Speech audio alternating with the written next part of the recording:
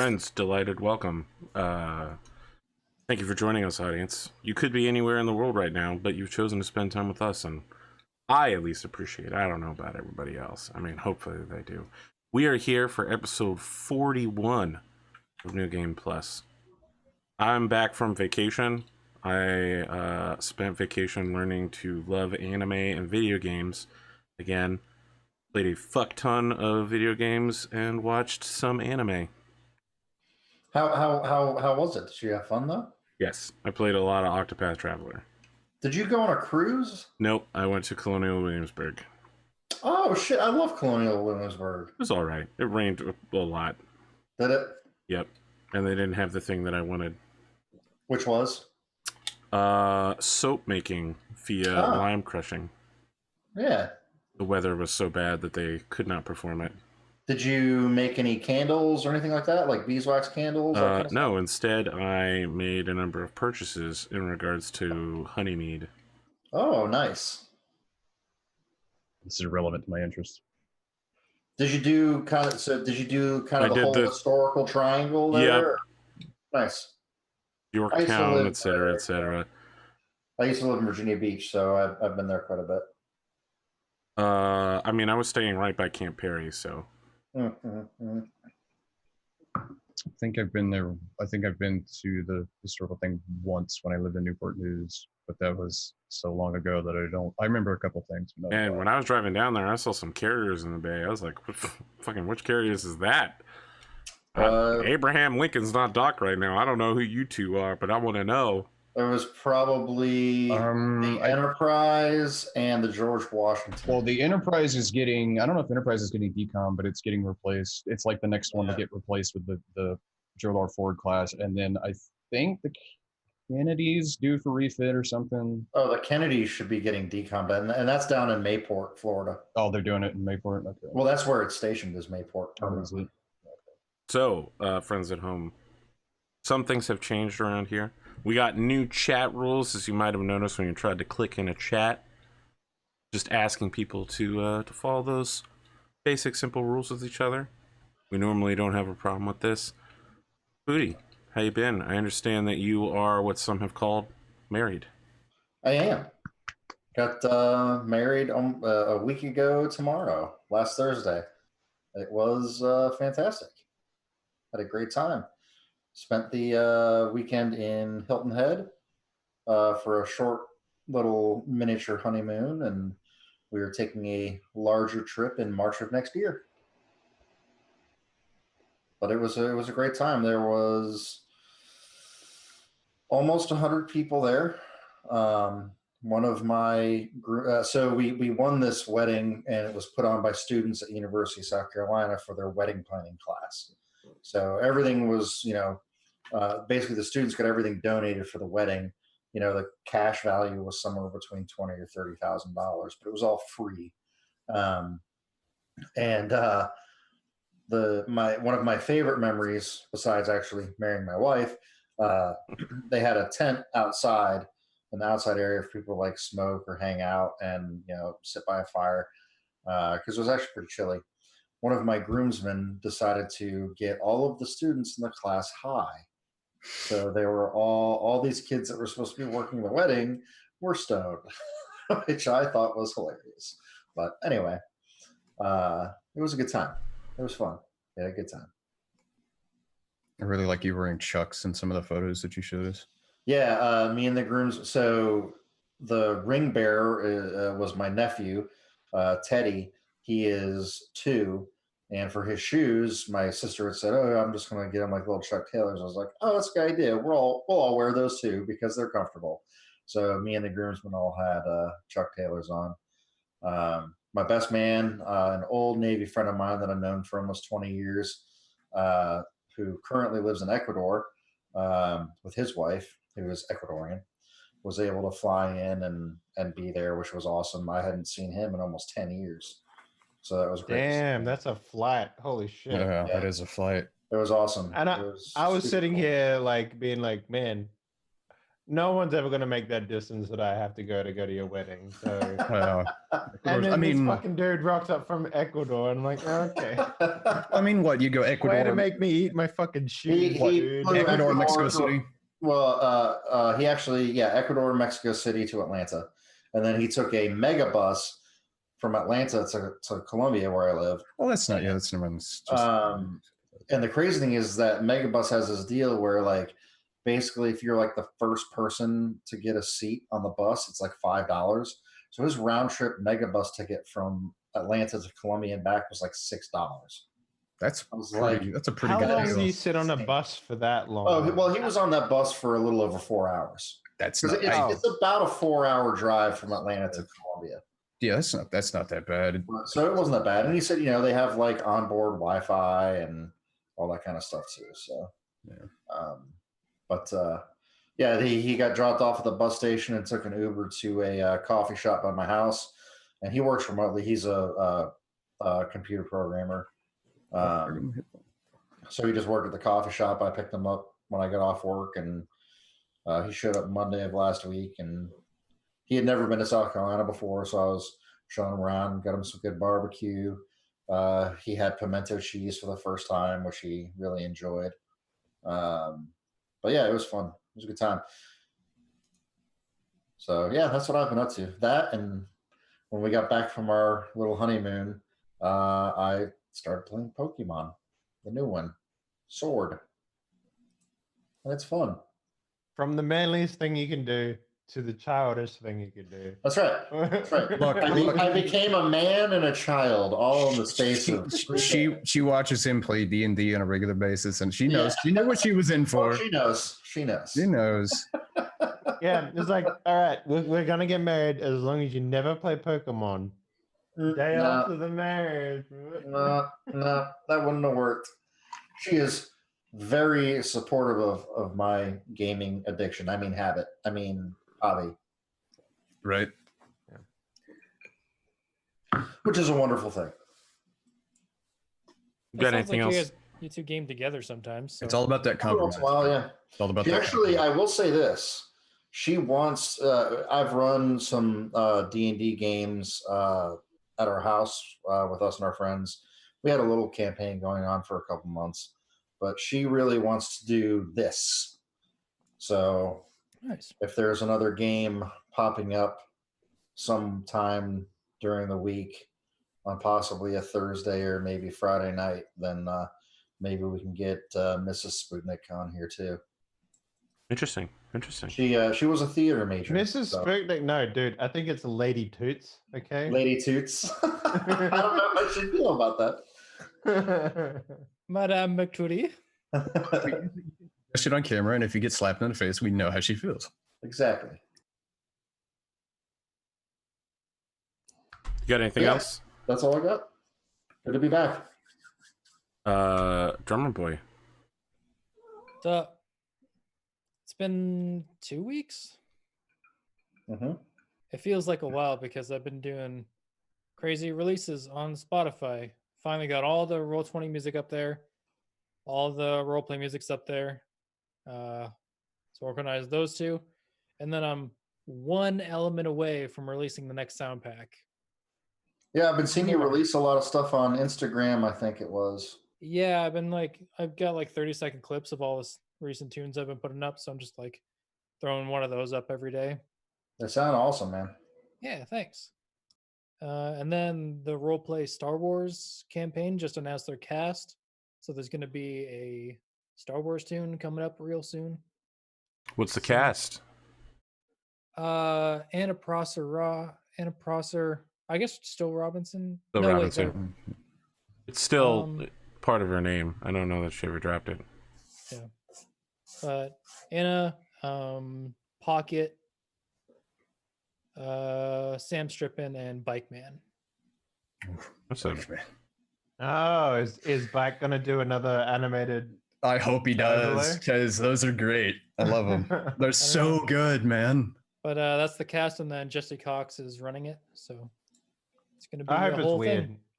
I hope it's real weird because If Bikeman's involved, you know it's gonna be weird. If Bike Man and Pocket, it's going to be weird. So My only Yeah. experience playing role-playing games with Blackman, I was not prepared for his Loving of a lamp. lamp-loving character. So I doubt it'll be as expressive as it was on that show, but I think it'll still be crazy. Yeah. By the sound Yeah, of that it, was so. that was my introduction to Henley, and you could just see the look on your face every time he talked about this fucking lamp, and I'm just like, yeah, I don't blame him.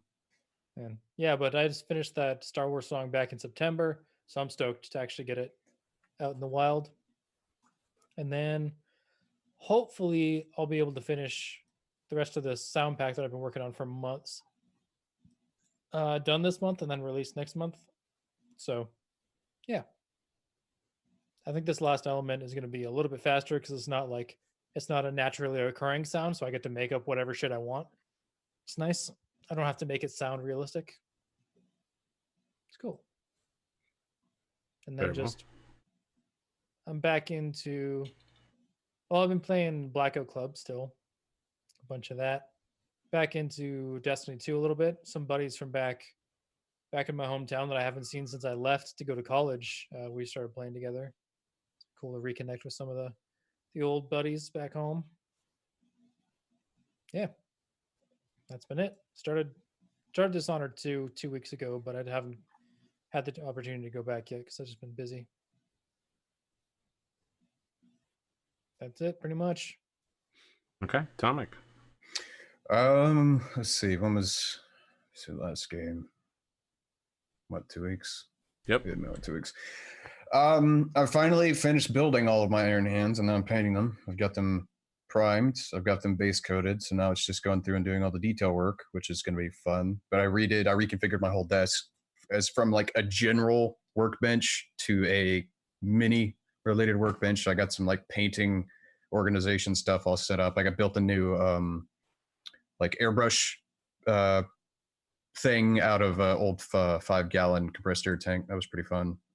Throwing sparks everywhere. Other than that, I've been playing Red Dead Redemption 2. Been having a good time with that. Making sure it's high noon everywhere I go. And then pretty much just been hanging out, putting up with the cat's bullshit. Most of that, going in and out. I'm supposed to have a procedure that ended up not happening. It's getting delayed, so I'm waiting on that, and that's stressful and everything else. Flying in to see family for Thanksgiving, which is not helping because flying around is just not good for my general health, but it is what it is. Stopped raiding for the current point in time in Warcraft because my wrist is just too shit. It's just painful actually to use my left hand, so that's kind of opened up my Tuesdays and Thursdays. Hopefully for more games. I might try and fill it with some other games. Might try and find a Pathfinder first edition game. Fucking first edition, good Yeah, god, dude. dude, that was my bread and butter, man. Is I started playing tabletop games with 3.5, and then I started playing Pathfinder, and I don't know, it was never super crunchy to me because it's just all about like what sources to use. I don't think it was ever that bad, but that was just what really got me into the hobby. So it's just kind of my thing. But I might try and I'm trying to convince my Friday 5e game. We just finished our homebrew campaign and we're starting up a new one. And I'm really trying to, everybody wants to do Storm King or Curse of Strahd. I'm like, Eberron just came out. Come on, boys. Eberron. That was my favorite 3.5 setting. So I'm really trying to convince him to do some Eberron. So we'll see how that goes. But yeah, pretty much just trying to fill my time with more tabletop games and finish my fucking 40K armies. So, well, that's pretty much me. That's pretty much all I got going on.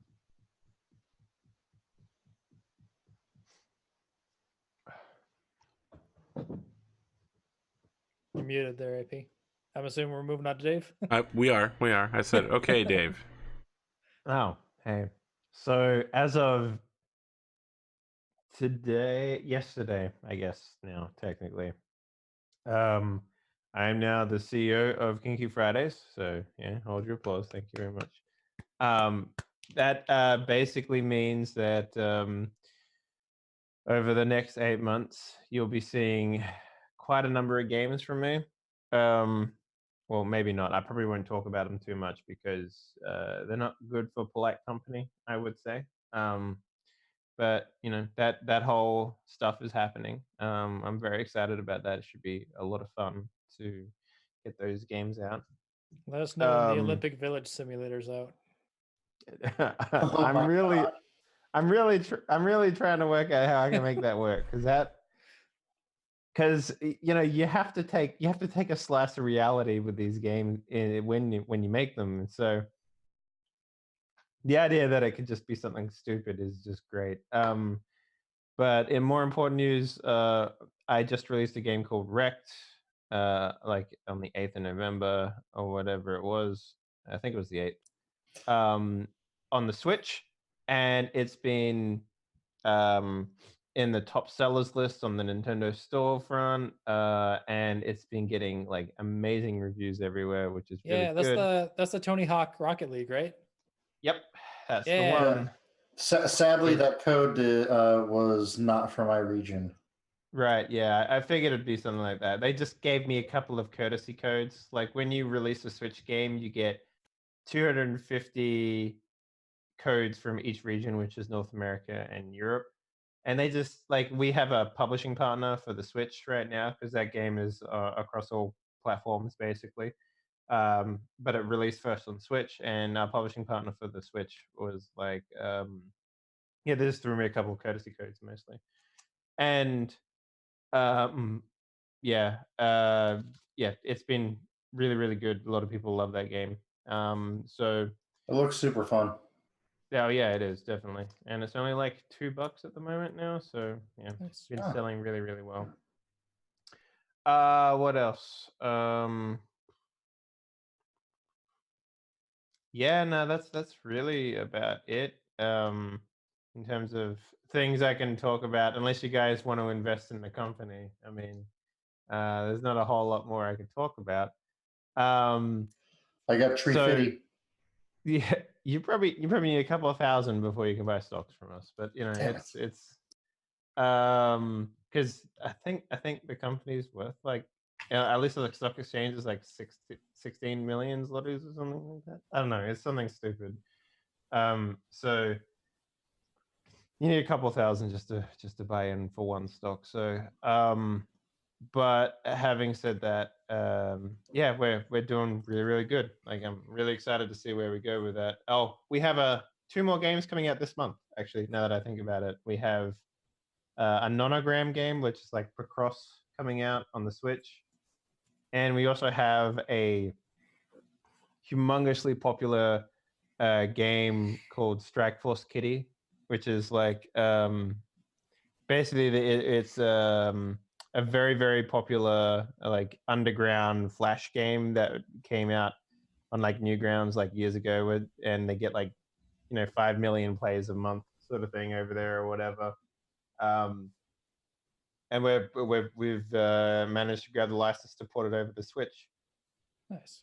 So that's basically just like you take a bunch of cats and it's got like what 380 costumes, like from pop culture, anime, movies, TV shows, video games that you can dress them up in, and it gives them superpowers and shit. So it's kind of a small game, but it's very, very popular. So I'm excited to see how we do with that. So. Oh yeah, Dave. If you ever need some Yo. porno game jams, call me up.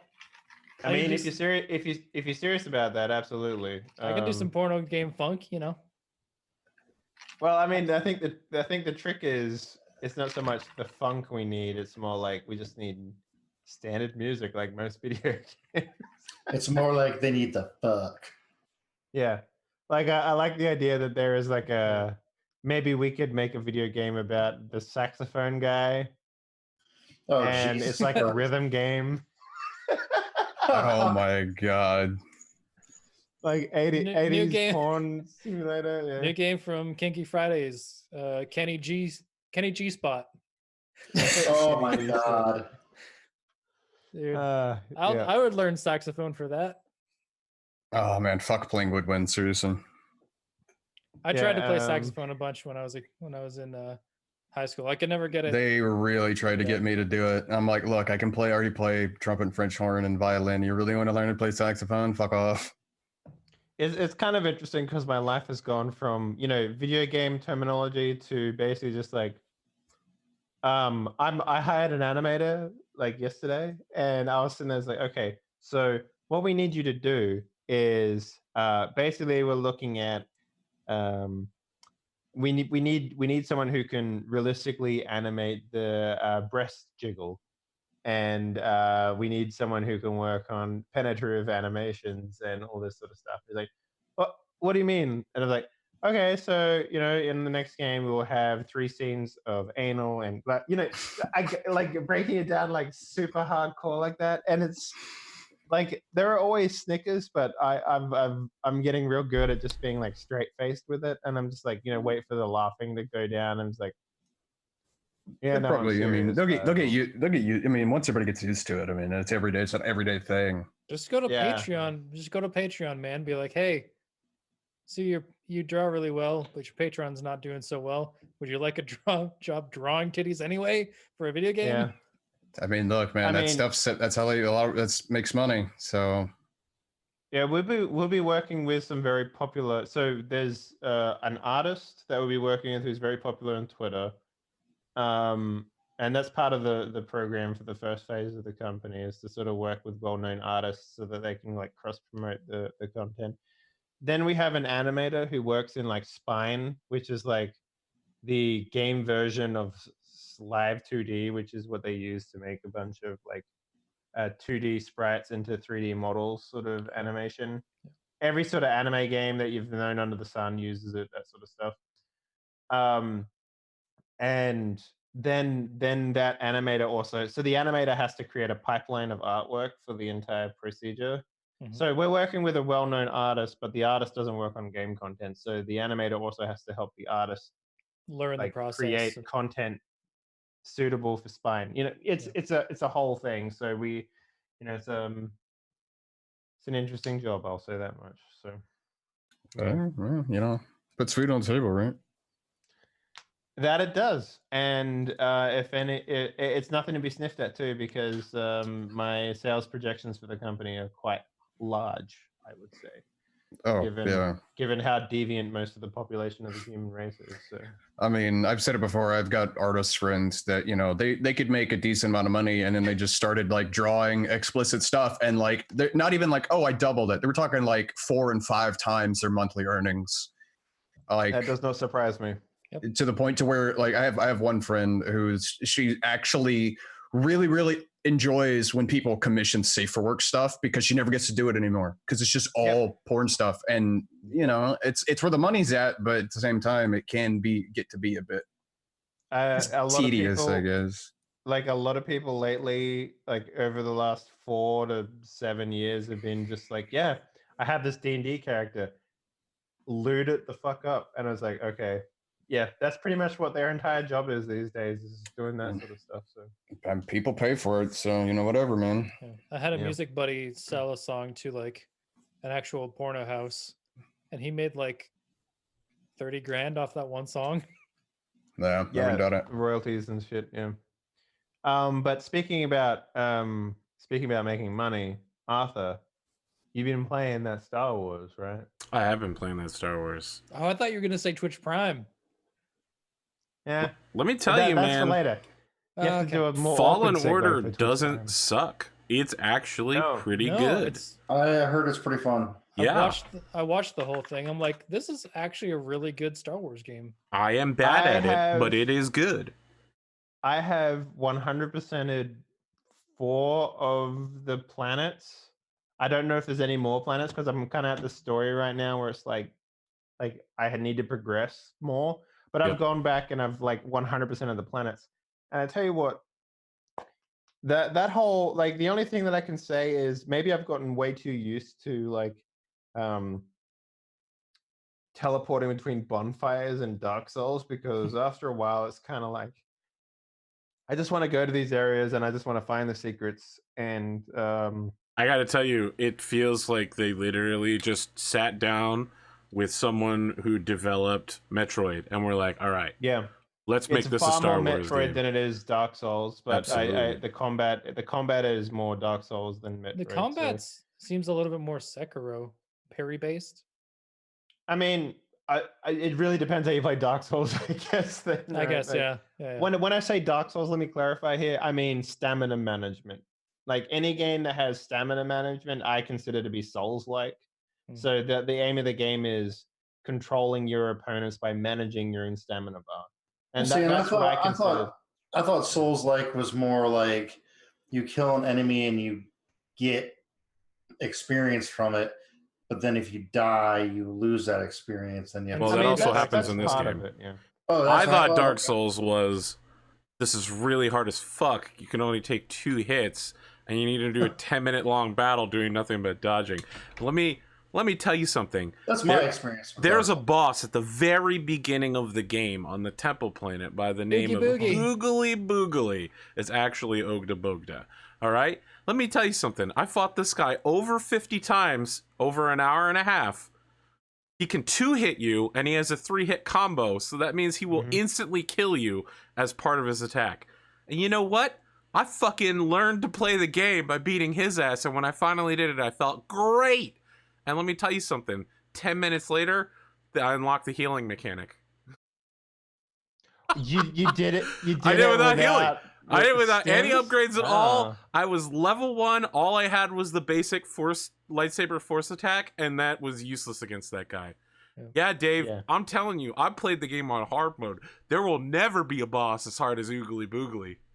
It's just the point I'm at right now, I have 9 stems. I can throw a lightsaber halfway across the fucking planet. It's like Look, that It's just lightsaber combat, that is buttery smooth. Being able to just be like 1 side, 2 side. It's just really refreshing to see a studio under the EA umbrella looking at other games and being like, what do they do? We could do that. You know what it was? And not Anthem did none of that. Let's take a 20-year-old Not game. bog it down with fucking loot boxes and microtransactions. No. They got the Metroid stuff. They got like the Dark Soulsy like stamina management stuff, and also going to hit the guy to get your experience back. They've got the shit or like the stance breaking from Sekiro. Like they actually sat there and like looked at shit. Anthem did none of that. I would really like to see if one of the lead guys on this new game was like 2 of his favorite games were Jedi Knight Academy and Jedi Knight Jedi Outcast, because that's what it really looks like. Jedi Outcast, that's a solid game right there. That is a very good game. That is the last good Star Wars game I played. That is the last good Star Wars game with like as far as that focused on like lightsaber combat. Oh man. I just hope EA is watching and being like, hey, let your studios give them money, let them do good things. Learn from other games and not be like, this is EA. They aren't going to learn shit. They'll make the same soccer game for 30 years. No, but like, hold up. You guys are being a little too rough here. It is not so much EA. It's more their financial backers and the people that own their stocks. So the company EA. So when it comes to the people who make the executive level decisions on what content to cut and not cut. The company. One of the other main differences here, Jedi Fallen Order was on Unreal Engine 4. Their other like Anthem was on Frostbite, and they gave them no support for the engine. Well, so that was one of the major mistakes they made was, oh hey, we're gonna throw some money at DICE and Frostbite, and now everything will use Frostbite, even things that Frostbite was really never designed to do. Even when you like, if you're gonna take an engine and do stuff like, for example, I'll just use Star Citizen example. They had to redo like 90-something% of that engine to do what they wanted to do with it. Frostbite, they're just like, just make it do kind of what we want to do, and then just fucking leave it alone. They're just not. I don't know anything about Anthem. I thought it was supposed to be a Destiny killer, but now Destiny is still way more popular than it. I mean, Anthem had some good ideas. I like the freedom of movement and stuff and like the jetpack, like everybody had being able to fly with jetpacks and stuff. I mean, it was kind of good, but they just fucking abandoned it. Well, like looking right off the bat. Like the thing about looking at other games and being like learning from them and being like, okay, that's cool. We don't really like this. We'll do that a little better. If the like expose is to be believed, BioWare couldn't even say Destiny in the studio. I wouldn't doubt it. Like, if you're gonna do a looter shooter, you got to look at Destiny and be like, what are they doing? What are they doing wrong? Nobody that has made an isometric dungeon crawler has not been able to say the word Diablo and Diablo 2 in their fucking office. You know? No, grinding gear 100% are just like, yeah, fuck it. We know what we are. 100%. I'm just saying, like, there was a lot of stuff coming out of BioWare from just like if you're gonna make something to try and compete with something else in that class, like just like putting a moratorium on being able to even mention it or whatever. Is just like the way that they were fucking handled by their higher ups just really shafted those people, because it sounded like a lot of them had a lot of passion and like a lot of good ideas, but they just all got shot down because if it had anything remotely similar to what Destiny was going to do or was doing, no, just shot down immediately. It's like, if it's successful for fucking reason, you idiots. Like, but you can't tell me that none of those guys never played Destiny. Oh no, but there was some. But they couldn't talk about it. They couldn't talk about it, and if they even like mentioned like, oh well, Destiny does this, anything related to that would just get would just get shot down, like just forever. Which is why the first gun you get in Anthem is the best gun in the game, because they don't know how to do loot. They never looked at Destiny to look at how they do loot. Yeah, a lot of the anything like any concept that could remotely be tied to coming from Destiny was just shot down. Like it was really. I mean, I granted take it with a grain of salt, but I wouldn't doubt from what they said was happening and what ended up coming out as as Anthem. I wouldn't doubt that a lot of it was true, because it seems like it was. The point is, I'm so glad that the Star Wars game is good and that they looked at other studios, and it's good because they looked at other studios and know what was good, what didn't work for them, and then they worked around it and did their own thing. And I'm gonna have to fucking play it now. Yeah, you got to have to play it. I'm just hanging out for Neo 2, dude. That's all. That's coming out soon, isn't it? Yeah. Also, all this Death Stranding isn't terrible, apparently. Really? I heard that Death Stranding was terrible. I mean, I heard that the first 10 hours or so is rough, but then when it kind of like kicks in, it's good. I heard people say that the ending is horrible and the game is pointless. Well, I've heard different things. Like the three streamers that I've been watching play it, JP finished it. He was just kind of meh about the ending. Adam Cobal's all about it, which is weird because I thought he would be like kind of roasting it. And Carnage didn't really like the ending, but liked most of it. So I've seen very little of it. Yeah, it's a love or hate game. I don't think there's any in between really on it. I've tried watching a bit of it to support a streamer that I really like, but I've never really been like, Kojima makes good stuff. It's just one of those games where it's like there's nothing here that really interests me. It's just not my type of game. Yeah, I'm not gonna so yeah, it's the same reason like I don't play Souls type games. It's just like I don't doubt they're cool, but it's just not my type of game, so I'm not gonna bother. It's like if I don't like it, I don't like it, If the game was Metal Gear Solid 5 Phantom Pain, like exactly the same, like you're killing people, shooting people, upgrading your guns, all that sort of stuff, and you're walking across America at the same time, I could fuck with that. I could fuck with that real good. It kind of goes there eventually, but it doesn't get there all the way. Right. I mean, I know, like, it had some combat stuff in there, but it's like, I don't know, man. If you guys don't watch girlfriend reviews on YouTube, you should, because it's the best review channel out there. But their newest one was on Death Stranding, and she brought up an interesting point where it's kind of like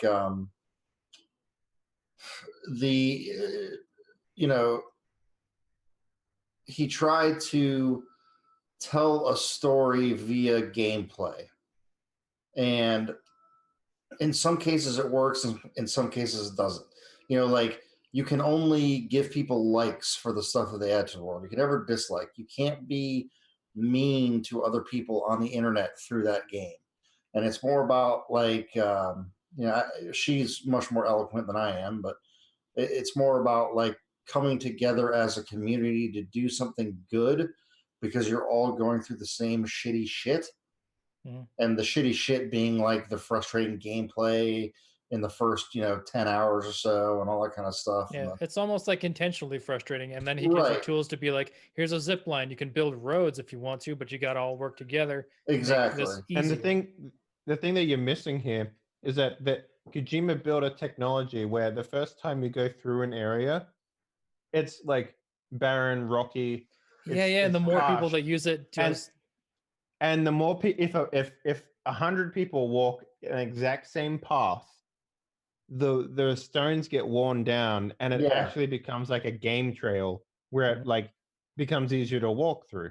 Which is incredible. To me, is fucking insane. Like that is incredible, but the problem is, at least for me, and the types of games I play, like all those concepts, I think are incredibly interesting and amazing and never been done before in a game like this. But I just don't it's a think that I delivery would game. enjoy delivering boxes for 40 hours. That's what American Truck Simulator's for. Yeah. I was actually going to make that. Which is a fun game. We're actually developing a cargo transport truck simulator game. And the designers came to me and they said, "Dave, are you worried about Death Stranding?" I'm like, "What? Why would I be worried about Death Stranding?" I was like, "Because it's the exact same game that we're making." And I'm like, I would be interested to know like what demographics of whoever buys that, but I'm going to, just based on what I know, Germany is going to buy the fuck out of that game, dude. They buy the shit out of all of those types of games. It's like where most of those copies get sold. The Germans love that shit. If he had made a game with all of those mechanics in it, but it was actually, and it may be engaging to play for some people. I don't want to knock it. If they have fun playing it, great. But for me personally, I wouldn't be engaged in with that gameplay loop. You know what I mean? Like, it wouldn't be interesting to me. But if he had made something, and I'm not saying he needs to make another Metal Gear Solid or anything like that, but something where the gameplay loop was more than just delivering shit and cumbersome UI and all that bullshit, I would play the shit out of it. It would be probably one of the best games ever made. But the problem is that, I mean, even in the Metal Gear Solid games, especially in the later ones, he gets very self-indulgent and now he's got his own studio, so he can be as self-indulgent as he wants. The funny thing is, is, the new Hideo Kojima game by Hideo Kojima, featuring Hideo Kojima, produced by Hideo Kojima. Yes. The funny thing is, he's going to go on to, like he said, he's not going to make games anymore. He's going to transition to movies. I cannot imagine Kojima telling a story in 2 hours. Oh no. He's going to need like a 16-part Netflix documentary series. He's going to make a trilogy that has 17 movies in it. Yeah. So to be fair, who wouldn't watch a Metal Gear Solid 16-part Netflix series? I would.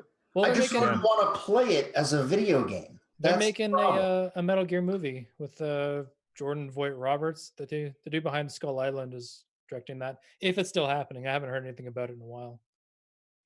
But you know, friends, we could talk about an even more interesting game. Path of Exile 2. Let's do it. What I was going to say is... Oh my God. I was going to say we could play the Thanksgiving game. Did you know that American Thanksgiving is next week? And with it, you might sit down with your friends and family all weekend. What will you have to talk about? Perhaps your favorite APGamingREAL show? Your friends and family, perhaps they have Amazon Prime. What if they linked it to their Twitch account and then used their Amazon Prime on this show? You could sit down together and watch your favorite episodes. It on Lyric. Talk about your favorite characters. Thanks, guys. You really helped me sell this. Previously on this... Oh, fuck. That's my eyeball. Well, Shroud has gone to Mixer. So all those floating around Twitch Prime subs, APGamingREAL.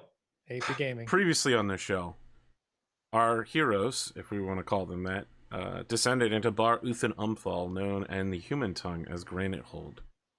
Clearing first one, then a second, and now a third layer of a ruined dwarven fortress, now inhabited by goblins and other such creatures. Taking their time, they crawled through the third level of Bar Uthan Umthal, finding themselves face to face with an inhabitant of another plane, a massive Efreeti, known as the Prince, who offered to negotiate with them in exchange for slaves or power. Choosing perhaps what some would call the wiser path, they retreated from this encounter, having neither slaves nor power to exchange. Finding goblins inhabiting the dwarven hold, they once again turned to slaughter, and then, perhaps through some malign trickery, broke a seal which they had not seen, and entered into a corridor of gold. Seeking the treasured items, the Sarkor that our party knows to be here, they opened the treasury vault and are now engaged with a creature of reality-bending powers from beyond the imagination. The invisible guy. Yes, who also is capable of teleporting party members and dropping them in holes and shit. It has not gone well. Now we find ourselves in progress. Dr. Zilvia, you know that there is a invisible creature somewhere near you, perhaps. Mhm. What would you like to do?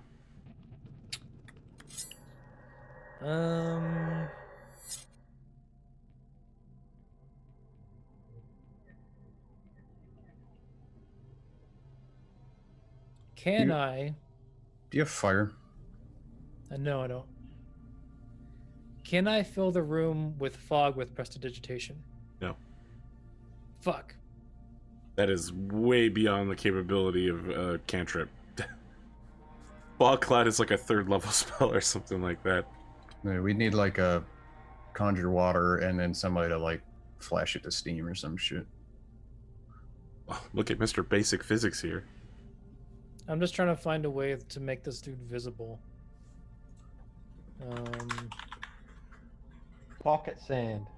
I get saying. Yeah, I mean, I understand. I may have a way to make him visible. You want to Row fight the power. Do the impossible. See the invisible. Row fight the power. True. Right now, I would say he's untouchable, and what you want to do is touch him. I'm going to. Wait a second.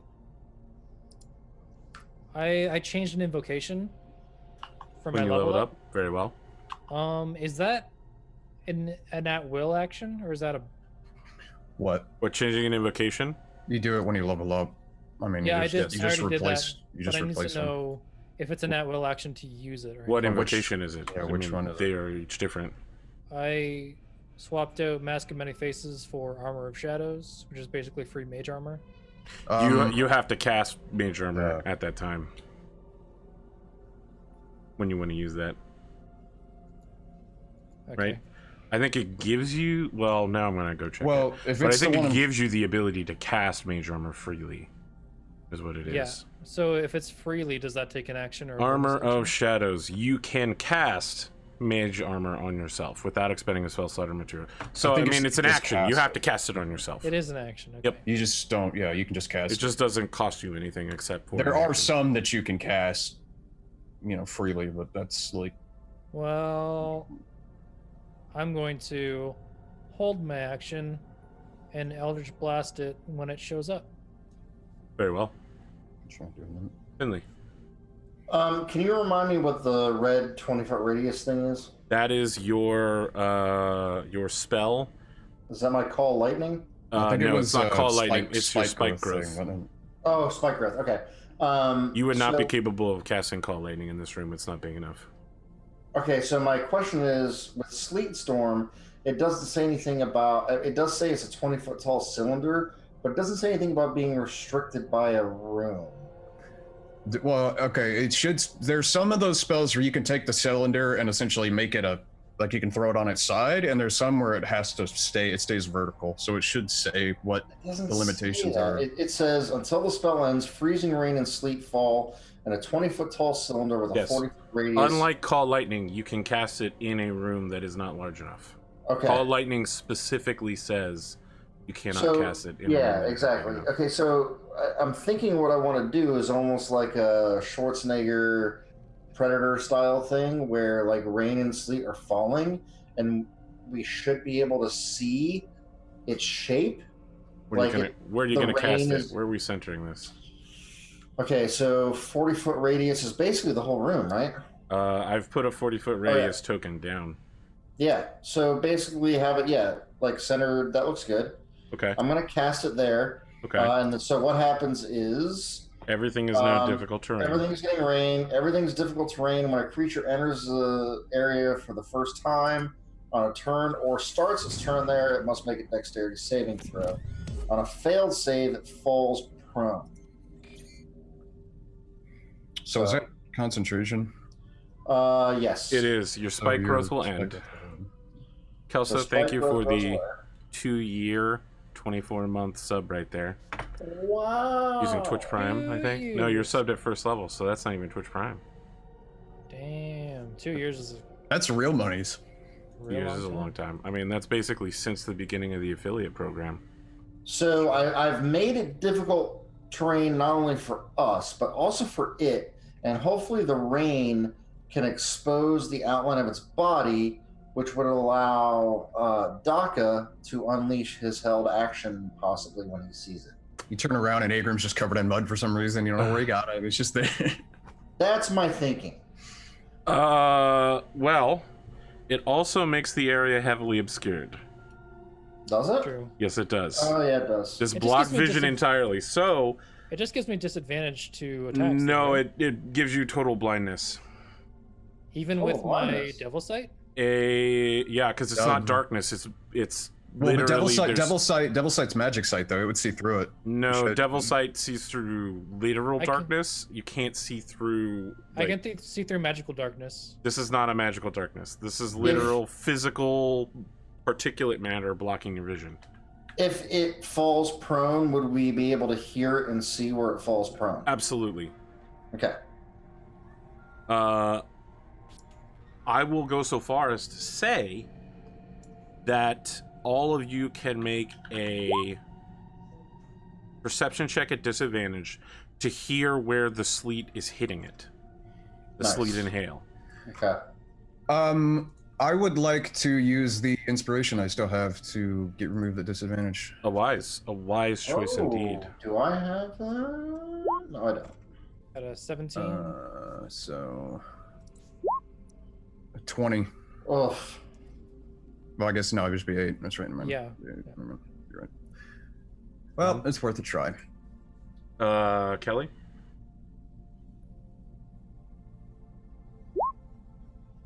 nice. 19. I need everybody to make their deck save real quick. Except for me, right? No, you also have to make your I deck think save. it's everybody. It's everybody, everything. including you. Okay. Adaka and Agram fail. Yeah. Did Kelly? No, Kelly got a 16. And I got a 19. Correct. Apparently your spell save is 11, which really is not that good, but... One moment. It probably would have been higher too because he was in my spell. Well, radius. Oh, yes, you do give a +3 to everybody's save. As oh long as man. but it's just Finley.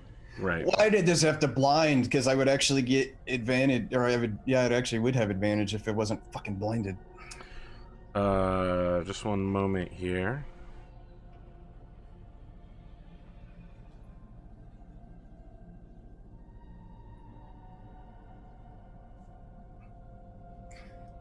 Yeah, advantage on dex against effects you can see while not blinded, deafened, or incapacitated. Mhm. Damn you, Finley! You're blinded. And I mean, I feel like I did a really clever thing. I don't know. No, you did. I have sent several people secret messages. We now return to our game in progress. Daka, you can unuse your held action, but it will be at disadvantage. You know the rough location of your target, even if you cannot see it. Cool. Would you like to do that? So I'll point where I think it is and unleash 2 Eldritch Blasts. Eldritch Blast! Eldritch Blast! I've been listening to too much Travis Willingham. No. Also no. Yep. The rest of you see a brief flash through the ice and snow of stony, grayish purple beams. But there is no requisite horrible screeching noise from the monster. Agram, you also believe you know where the creature is. However, I'm going to remind you that it does have legendary actions. Because I kind of know or have an idea, could I try and throw past it and see if I can get it on like a return swing if this thing's still moving? Because it's going to come back. So if it's It'll still be at moving- disadvantage. Okay. Well, I mean, I'm not really losing anything. Correct. So we'll see what happens. Yep. And is it? Hold up. Oh, I got 1 second. Check one thing. So wait, I know where this thing is, right? Giant. No. How do I not know? My perception roll was high. You got a 7, didn't you? No. Did you spend? Oh, I'm sorry. I did. I'm sorry. Yeah, it was at disadvantage. You're right. so- My bad. My bad. Just see what happens. And You then- believe that your hammer throw was excellent. You can't see it, but you feel in your bones that it would have hit the location you're aiming at. Instead, through the snow and ice, through the land of ice and snow. That's all you waiting hear, for the reference. I couldn't go with fire and the flame. I got confused midway through. You hear it hit the ceiling and bounce and hit the ground, and then you call the hammer back. All right. Whatever you were aiming at is no longer at that location. All right. Well, I'm gonna try and lead further away. So if I'm shooting, let's say my 12 o'clock, I'm gonna now throw up my 1 o'clock and see if I might be able to lead the target. Very well.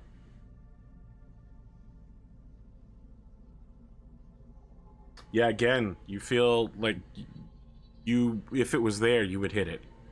Okay. And then I'll use my movement to stand back up, I guess. All right, knock us down as well.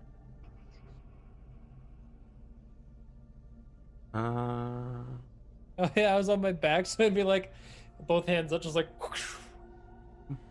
and fall back on my ass again. Well, you didn't use your movement, did you? No, it was a held action, so I couldn't. At the end of the round, all of you hear a screaming noise coming from the west. Daka, it's echoing from behind you. Mm-hmm. So towards Riverin? Towards Riverin, yes. Kelly.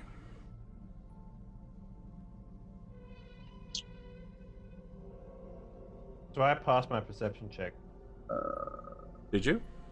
I got 19. Oh, you're right. One moment. I'm going to send you the information, but it is, of course, no longer relevant. Oh, okay. Did he have a turn in between? He has legendary actions, if you'll recall, which means he can take an action at the end of anybody's turn. Right. I get you. Oh, Discord. Yep, Discord message sent. I'm testing this out. I don't know how well it's going to work. Sending secret messages. You guys let me know at the end of this episode. I think you can slash message people in Zoom. You can. Well, you can. I mean, you can. I can do it in Roll20. I can do it in Zoom. But if I do it in either of those places, it shows up on stream. For me. Okay. And you said this is difficult terrain that we're on now? Correct. Yep. You're blinded, totally blinded, and you cannot move at anything more than difficult. I turned my token back up because I did stand back up. Correct. Okay. I think I'm gonna make a. Tell me about Gygax. What does he feel, see? He's in 3/4 of his body are in the blinding zone, so I think he is also blinded. Did he feel anything trying to get past him, for example? He has not communicated as such to you, but he does let you know telepathically that there's some screaming coming from the west, and then it suddenly stopped. We need to install radar on our fucking ant. Alright, I'm gonna move Gygax down the corner so I can get a better look first. Alright. As you move Gygax, you find Riverin's dead body. It looks like she fell from a great height, perhaps 25 feet, and landed on her head. Yikes. What the fuck? Yikes. Alright.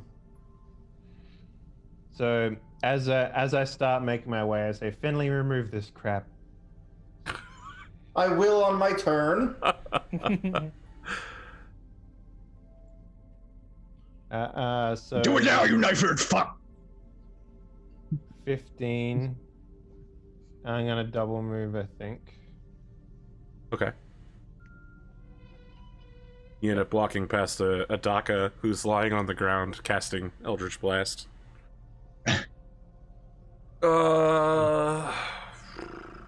Kelly, I'm gonna need a thingy thing. I know. It's Sokka's turn. Hearing the scream, I'm gonna get up and run. You can move 15 feet. Less than that because he gets up. It's half movement. Oh So- yeah, and then it's but So you he's can got move, that like, difficult terrain one thing. square. You Are can we move like on- one square. Are we on Earth or stone? You are on Earth. Okay, so I Think so. can move freely without. Correct. So you lose half your movement standing up, but you ignore the difficult terrain of the ice and snow. Oh, that's One, neat. Sweet. two. I didn't realize you had something of that. Yeah. 3 and nice. What do I see? You see your daughter's dead body with this, like, we're talking watermelon split. It's not pretty. Yikes. Does she get death saves or just full on death right now? You have no idea. You believe that she's dying right now. Adrian Mark 1 has survived worse, so it'll be fine. I hope. Arthur, did you say that the gold and stuff was all fake in this room? As you are walking over the gold bars that were piled around, your foot or tail occasionally passes through it, and you believe It's just an that. observation that everyone could have made. Yes, as I mentioned, all of you have made that observation Yeah, throughout I think we did. Okay, so if I move, can I hold an action? Yes. No. You double moved, right? Oh no, you No. single Nope, moved. single sorry. move. My bad. Yeah. Didn't hold an Yeah, action. What are you holding for? I'm gonna turn around and like really emotionally yell at Kelly. Do you remember when you threw me over a wall? Throw me. And I'm gonna hold Spare the Dying. Very well. So hopefully Kelly can throw me across the room so I can spell the dying my daughter or spare the dying my daughter. Understood. This is an interesting plan. I'm much bigger than I was though. What's the range on Spare the Dying? Is it less than 30 feet? It's touch. I don't think Kelly can throw you this far. It's only 20 I have feet. I think 19. Gygax can probably drag you that far. Gygax will be able to do that. He'll be able to saddle you himself, basically. Yeah, but in any case, I'm holding Spare the Dying until I'm within touch range. Understood. Finley. Do I have sped dying? Oh no, that's a cantrip, right? Yeah, so I'm going to turn this spell off, Ooh. and I'm going to double move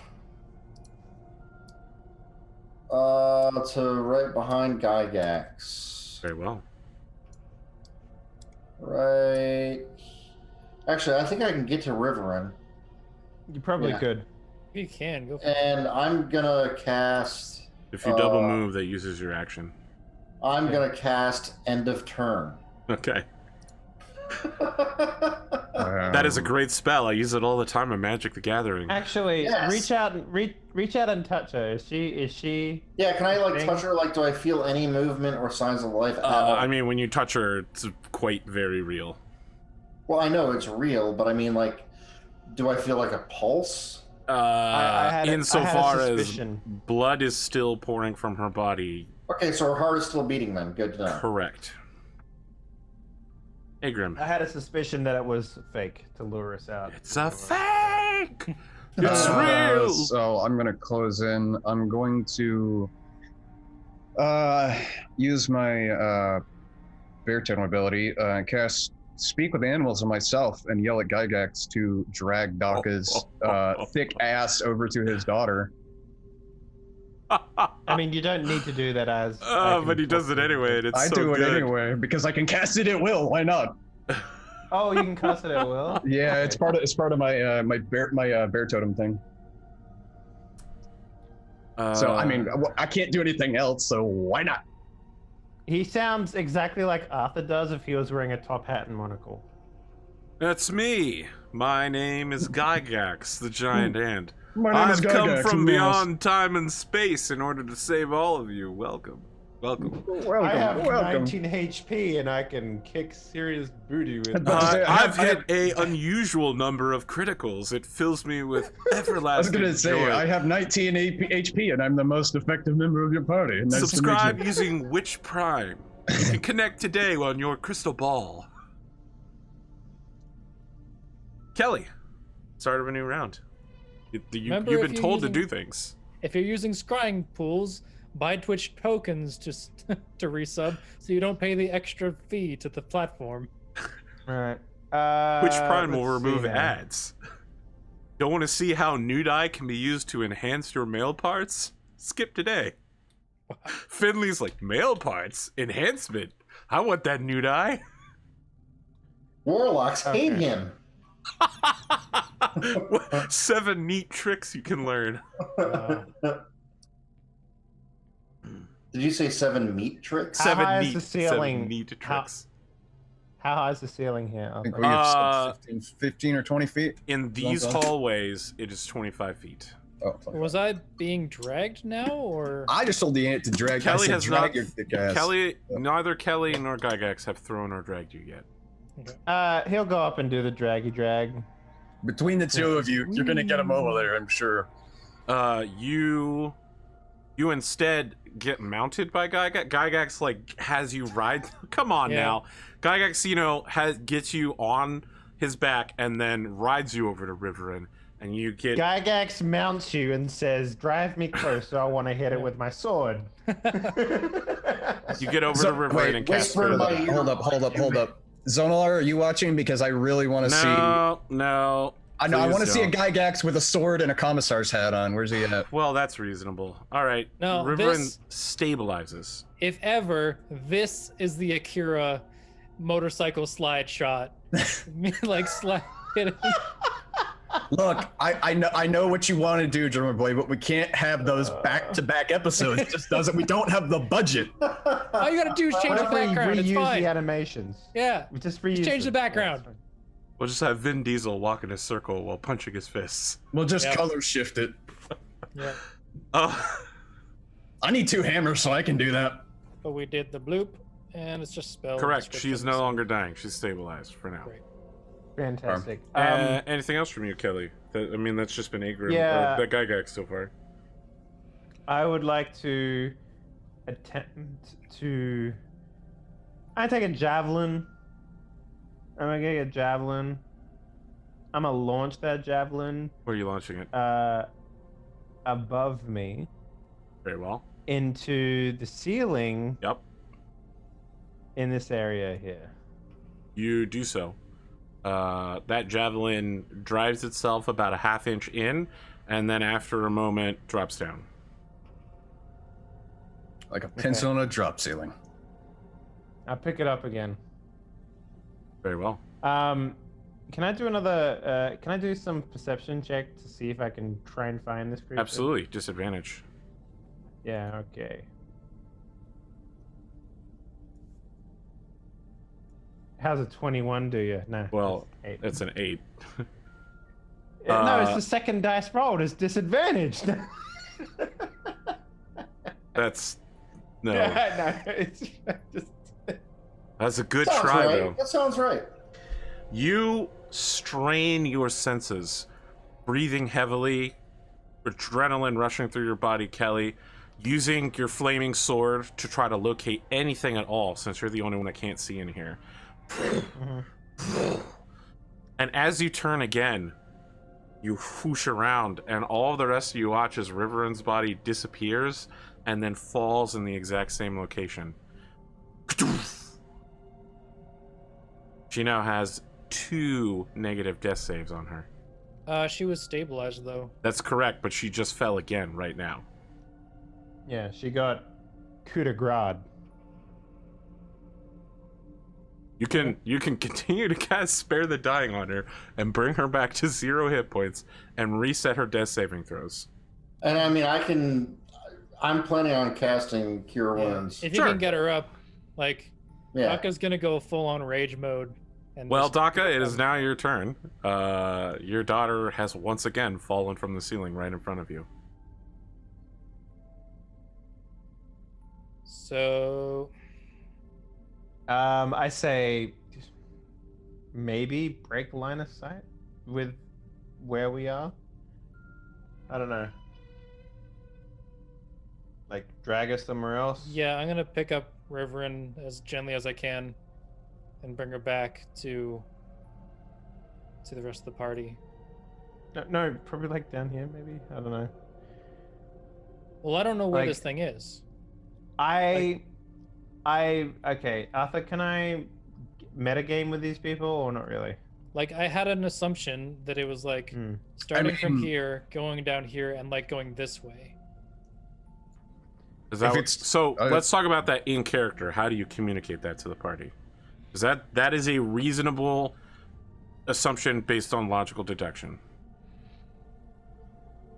Actually, how far? If I double move while carrying, Riverand's a small creature. Well, I mean, Yes. she probably doesn't weigh very much. You can click your. I would absolutely And see assume what that the you weight could is. move at regular speed with her.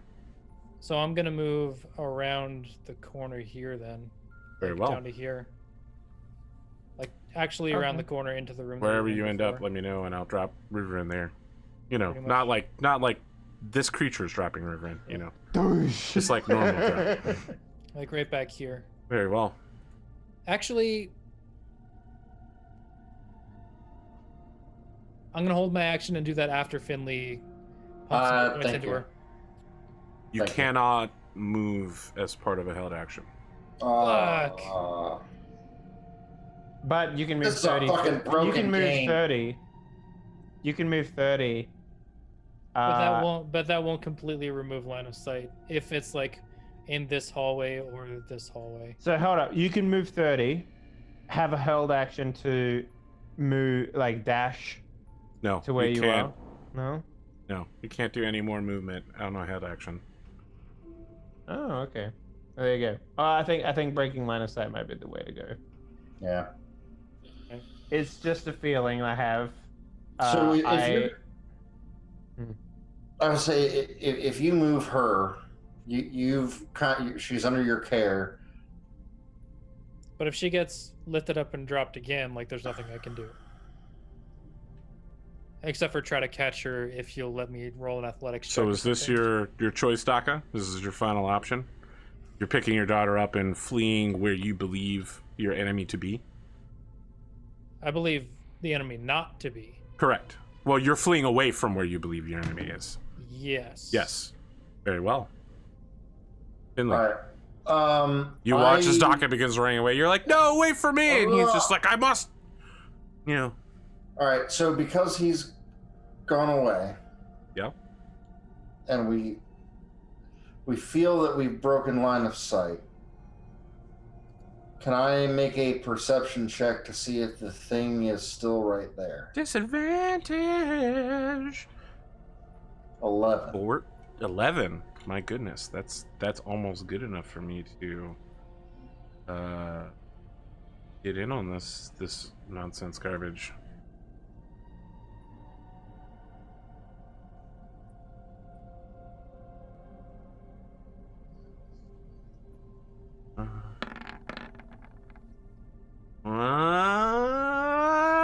Finley, my lad. I'm about to whisper you something. Okay. You look into the mirror, In and you're Discord? the monster. You always were. Are you doing it in Discord? I am. Oh, you're right, Dave. Sorry, I closed Discord temporarily, so I will change the D&D Beyond.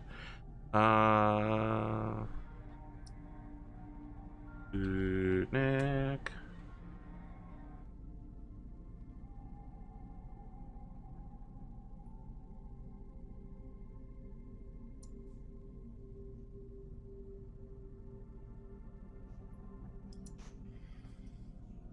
Okay. Oh. I look it in the eyes. Oh, it's very difficult to see. There's like a, there's a weird reality Sure, warping. sure. Yeah, but you stare at it in its, it I doesn't look even at have what I eyes, by the way. think It it's just eyes. has a mouth and tentacles. But it turns its mouth towards you as you look towards it, and you know that it sees you somewhere deep within you. I'm gonna move 5 feet, and I'm going to cast Thunderous Wave at its direction. Tell it to go talk to the dwarf. He has a something like a Charlotte. It's You diary. need to put some checkboxes on there. Yeah. Do Can I? you give me access to Brian's new character? I I'll have just go every. through- Oh shit! I forgot saving throw. My bad. It doesn't matter. I'm gonna use Legendary action. If I fail, I'm gonna use legendary resistance. So your saving throw, your paltry saving throw matters not to me. 25. How does that work for you? Jesus Christ. You'd have to be a 23rd level Jason epic Bourne. spellcaster to have that Yeah. shit. It takes So- half the damage that you deal of 2d8. Yeah. So 2d8 So half of 2d8. Yep. Tell me. 2d8 me. I'll have that. 9. So 4 was that points 4? of damage. Yep. At least I hit the fucking thing. You. Where did you Uh, direct this? I yell. Gygax sees the Can thunder I- wave go off right here. Yeah. Can I tell? I'm like, he's south of me. He's down in the corridor. Or that's not my voice. He's south of me, down in the corridor. Oh yeah, that's right. I forgot. Oh no, now I'm. Now you're Irish. What are you doing? No, I don't know. Oh, that lad. That lad is down your south. house. I have to Down turn the south of log the corridor. over so the bark is bark side down. I'm Finley Longbottom. I'm an elf. You have to understand when setting up logs. Fuck, I should have been Irish. Why did I do Swedish? I was drunk when I came up with that. That's such an Irish thing to do. Uh, Finley, at the end of your turn, the creature disappears from sight. Finley's Swedish until he gets a drink in him, So, then he's yeah. Irish. I see it disappear like a bitch. Like a little fairy. Agrim. Alright, I'm going to. Does Gygax communicate anything he sees or hears with me? Because he can do that. Gygax can see nothing, and he says, "Oh, I don't see anything." By the way, for everybody else, I don't hear Agrim enough monocle in your voice. Agrim sounds like this now. Click, click, click. Like when Agrim is talking now, he sounds fucking weird. His like mustache. I like the this. curly No, thing. I like. Yeah. I was gonna say his mouth is moving normally, but all you hear are like the clicks coming out of it because it's just it's magic. Hey, it's plain shit. It's magic. I don't see anything. What do we do? Alright, I'm gonna come skidding around this corner over here, and Okay, Cowboy Bebop theme song. just look at Finley. Where was it at? And then just throw. I tell him that I was down here. But Okay. it's gone now. Oh, I've thrown before you give an answer. It's just for effect, Make really. your attack roll, but it will automatically miss. 27. Of course, that would miss. That slams into the ceiling and chips some dust off, and then it flies back to your hand. Alright. I mean, I don't know what I was expecting, but adrenaline's a hell of a thing. Alright. I will tell Gygax he's a good boy, and then end my turn. Very well. Daka, could you do me the favor of rolling a d20 to see whether River and Loser dies in this moment? Death save. Yep. She's alright. 1 success, 2 failures. But now he can do the spare the dying, right? Yep. Kelly? Okay. Well, I can't see anyone right now. Can't see a monster. Can't see nothing. You can see Gygax. You can also see Agrim around the corner. I mean, I can't see any creature I can hit. So. Correct. The resounding clang of me donking a hammer off a ceiling. So I'm gonna lay on hands Very well. for 1 point of HP. Nice. Riverin's wounds seal up, and she takes a breath. Mm-hmm. I'm also going to position Gygax on the ceiling. So like, I understand. there is Agrim, and then there's Gygax. So it forms Yep. like a sort of like a human shield wall thing, where a creature can't get by if he's actually moving like a normal creature, but just invisible. And he's, for the most part, going to auto cast Follow Agrim. so that he's like on top of him at all times on the ceiling, Very well. so that he can't get past him without, at least that's how I think it would work in my mind. So I Works held for me. H and went, and the horse is just following me, or the ant. Roach appears on top of a house. yeah. Damn it, Roach! Roach is just sitting there going like this, because it's just Right not where even. Roach belongs. No, it's got one leg that's kind of touching a stone, so it keeps going like this. My horse keeps doing that in Red Dead, and it's pissing me off. Can I just say the best thing about the Gwent card game is that Roach's card is Roach standing on a house. Like, they Yeah. are so self-aware. It's amazing. Anyway, sorry. Daga Sylvia. Have you done the Roach mission in Blood and Wine? Yes. It's so good. I I love need, that. I need to mission. play Blood and Wine. It's I- so Oh my good. god, yeah, you do. Yeah, I also need to play Blood and Wine. Oh my god. I played the Really? game all the way through and started whatever the one that wasn't Blood and Wine was. I was I fighting. got honestly. Heart of Stone. Fucking stream over. Go play right now. What the hell are Let you me doing? tell you, man. After playing for like 100 hours straight, I was fucking That's exhausted. That's exactly what it was for me. I was like, okay, I'm finished the game. It was a good game, but I don't want to hate it by playing. Yeah, more. there was like nothing else to So, do. I was it made super me- strong. It made me love it even more. That's how good. It's the best All DLC right. I've ever fucking played. We'll see. Well, oh, man, I played Mass Effect 2, so it better be a really I was good gonna DLC. say, Shivering Isles is a thing. Well, yeah, Shivering. I don't know, horse gilded armor, man. Oof. Yeah. Daka, what do we got going on here? Your daughter is alive, breathing. A solid state to be in.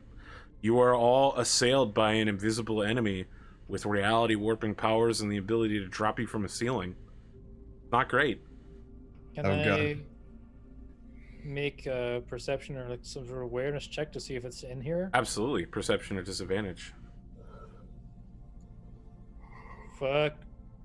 You look around and you know everything around you is cloaked in reality, altered illusion. You just, is it there? Is it there? Was that a shape or was that the flickering of the sword? Right? Like, is it it- shadow or is it invisibility? Is a skill check an action? Some are, but this perception is not. Okay.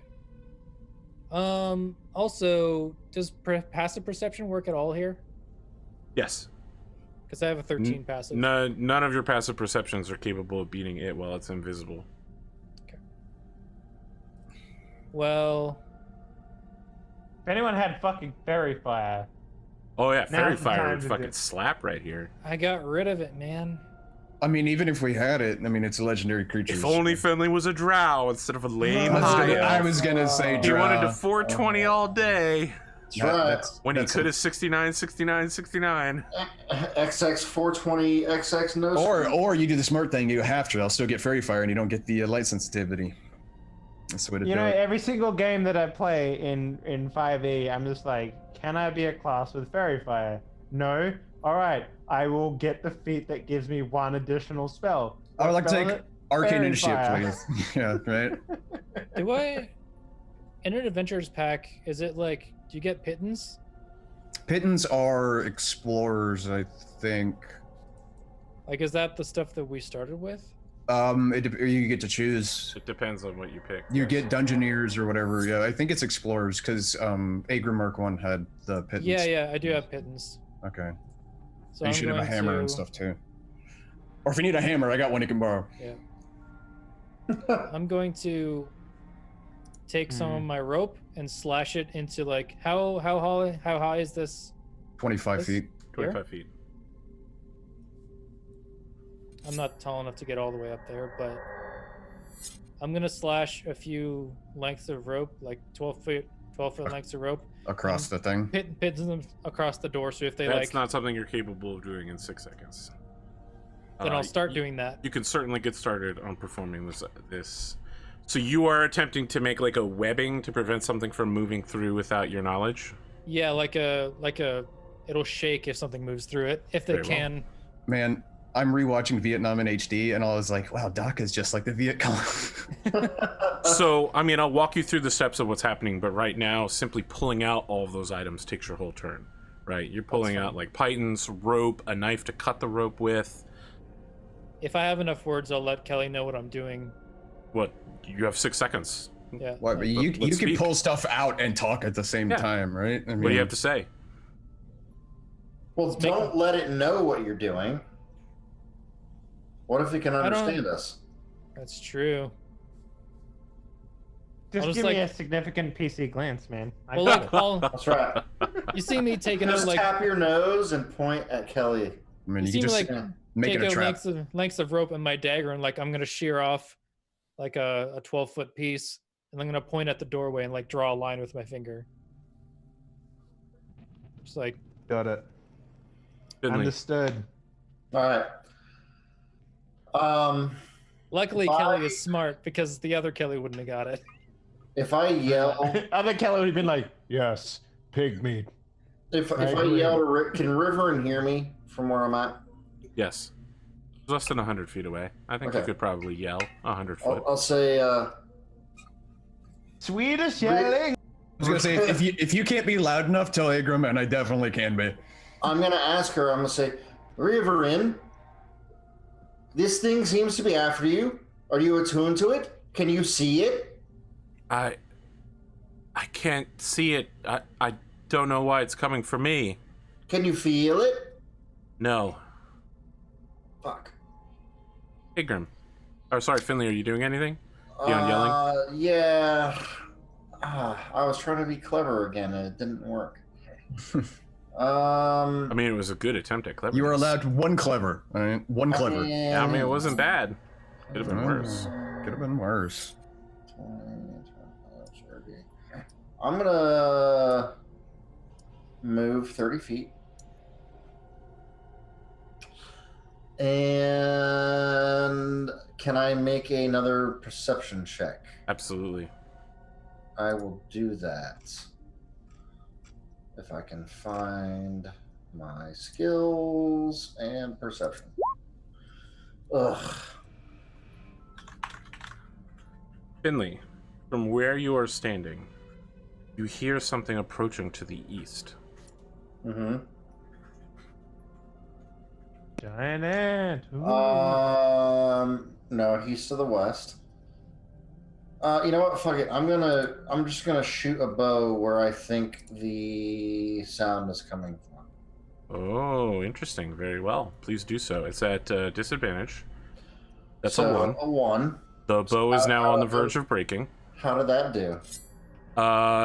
You go to shoot the bow, and you're just like, where's it? And you pull back a little bit too much, and you hear the string start to unwind. You know, if you roll another natural 1 before mending or fixing this bow, it will snap and break. Agrim. Yeah. Finley's head has suddenly snapped around, and he wildfired. Here's the thing, though, Finley. You, Agrim, and Gygax all see the same thing. Your bow shot goes through that eastern wall, where there was a statue of a dwarf holding a hammer. Over On the here? wall. Yes, it goes through the wall. Ooh. Hmm. That's interesting.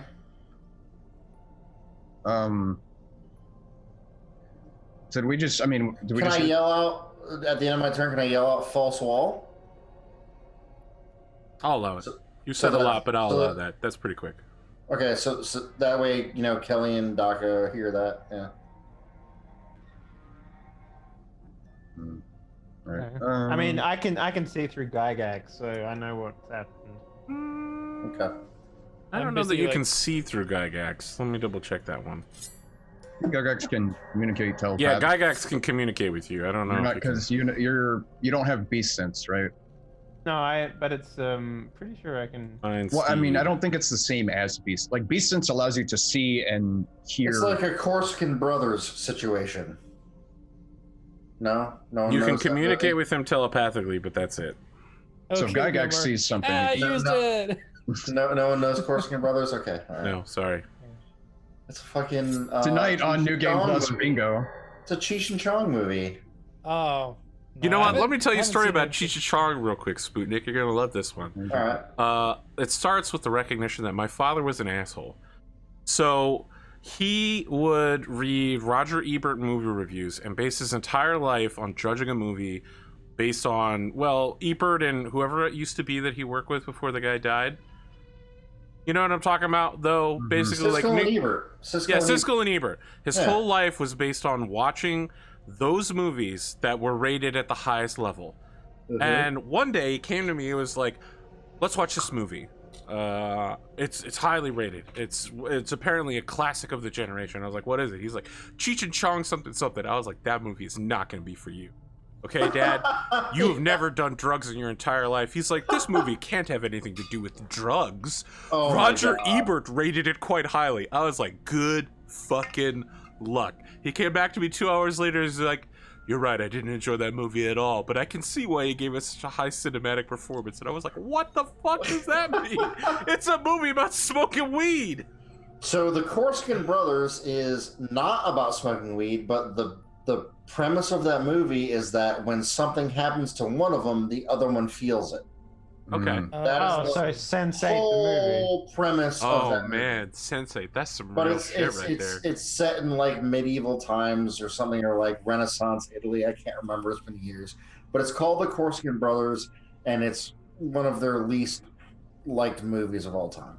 But anyway, Hey Grim, you're running forward 40 feet. Nice. I'm old. Yes. Nice reference. That's a good reference. That I is a moved. I terrible moved reference. 35 feet. I was gonna ask a question. Yeah. Could I move? Oh, that's not a ruler. If I were to move here, could I like? I mean, I moved, but then I brace myself. So if this thing tries to fuck with me, I'm gonna grab it.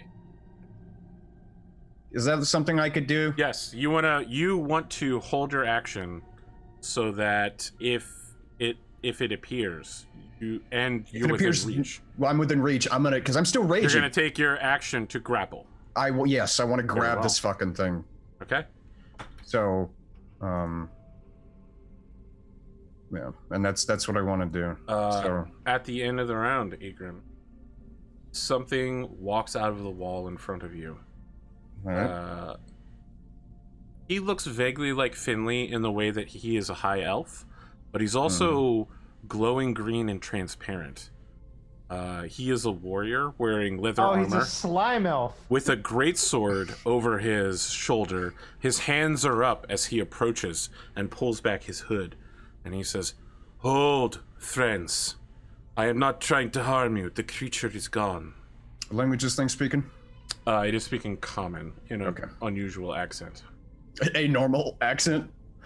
All right. Kelly. Right. I'm still tense, by the way. I mean, I see it, and I'm not making an action, but if it tries to start some shit.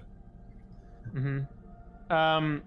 So my scholarly mind leaps in bounds and leaps.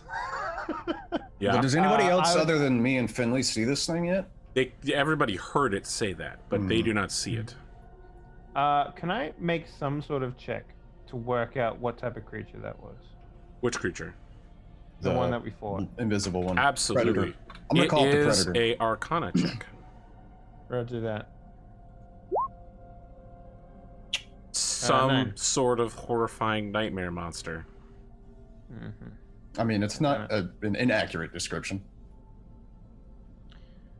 I roll at a fucking +4 on that, and I still can't fucking nail it. That happens. Fine.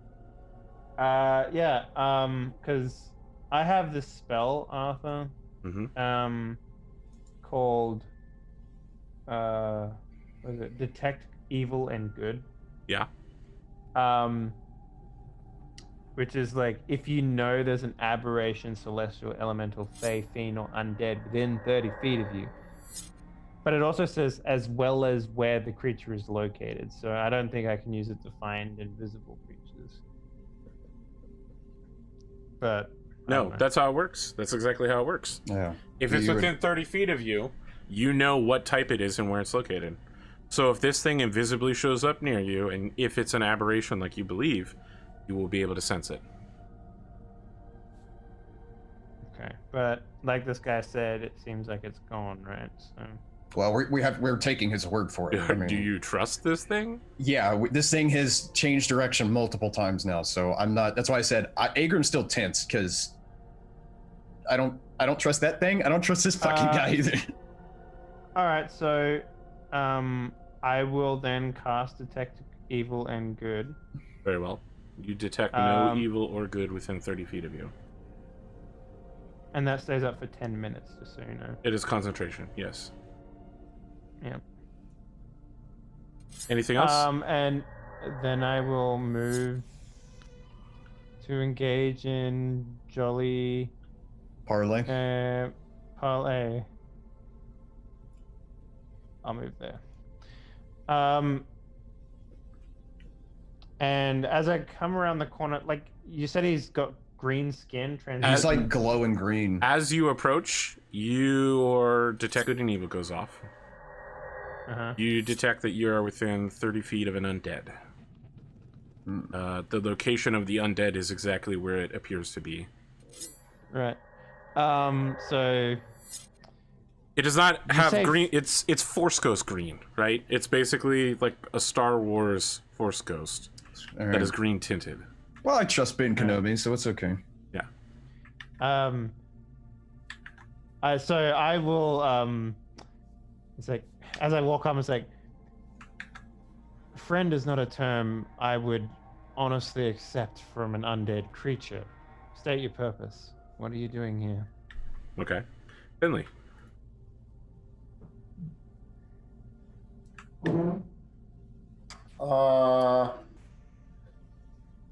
Does this thing go on the turn order? It is. By the way? It's hidden on the turn order. Oh, okay, right. I am gonna double move through the wall. Yeah. I'll keep Gygax where he is. Maybe I'll put him here, but he'll still be on the ceiling. Sure. So, yeah. I'm gonna double move through the wall. See you, nerds. Yeah, right. I just want to see what's back there, so I'll be. So did this thing just phase through that wall, right? Like it didn't. Well, the wall's apparently not gone. Finley just phased right through it. Finley just walks right through this guy, and then Finley walks right through the wall into a completely different section. Everything here looks to have been excavated earth. Okay. Can I? Are these like little passageways too? They are, but you can't see down them yet. Sure. And I'll yell back. What is this place? Igor. I'll turn to the ghost. Like, you know, I'm not like putting the weapon away, but like, you know, that's a great question. What is this place? What the fuck was that? Sorry, Daka, I think we skipped you. You're still playing Webway? I probably would have stopped.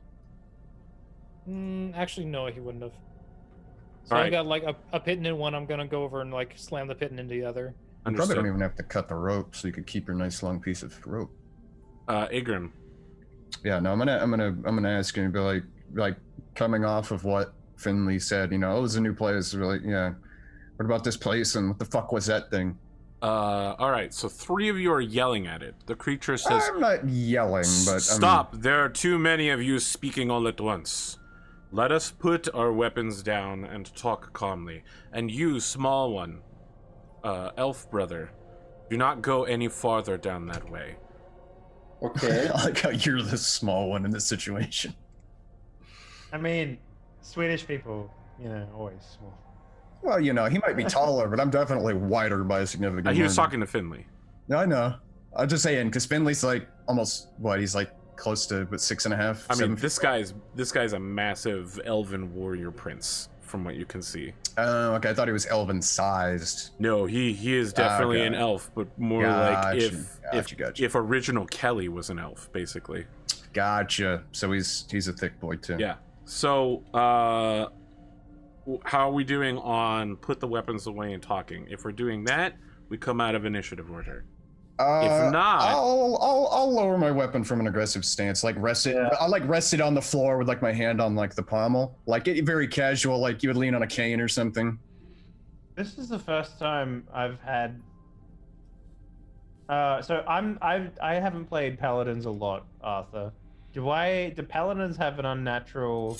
Because everything in a paladin skill-wise is like turn undead, screw the undead, shoot the undead.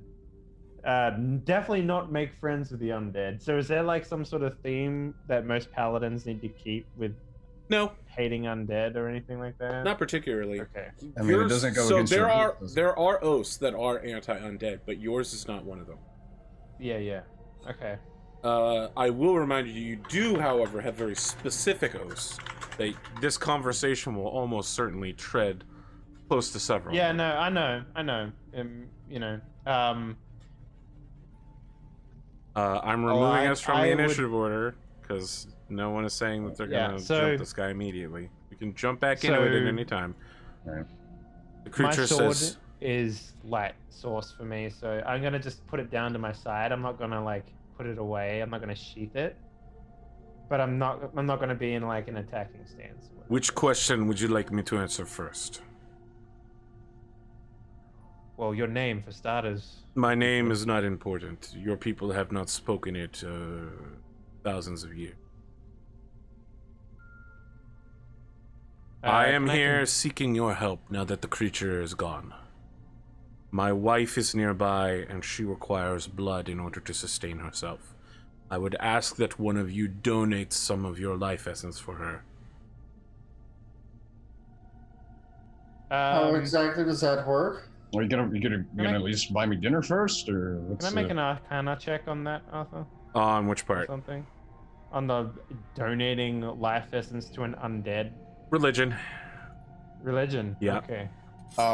After he gets done with that, I would like to insight check and see if this guy's bullshitting me.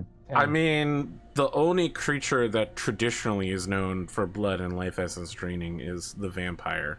Mm-hmm. I mean, there could be a host of extra ones, but you are not that deep into the religion.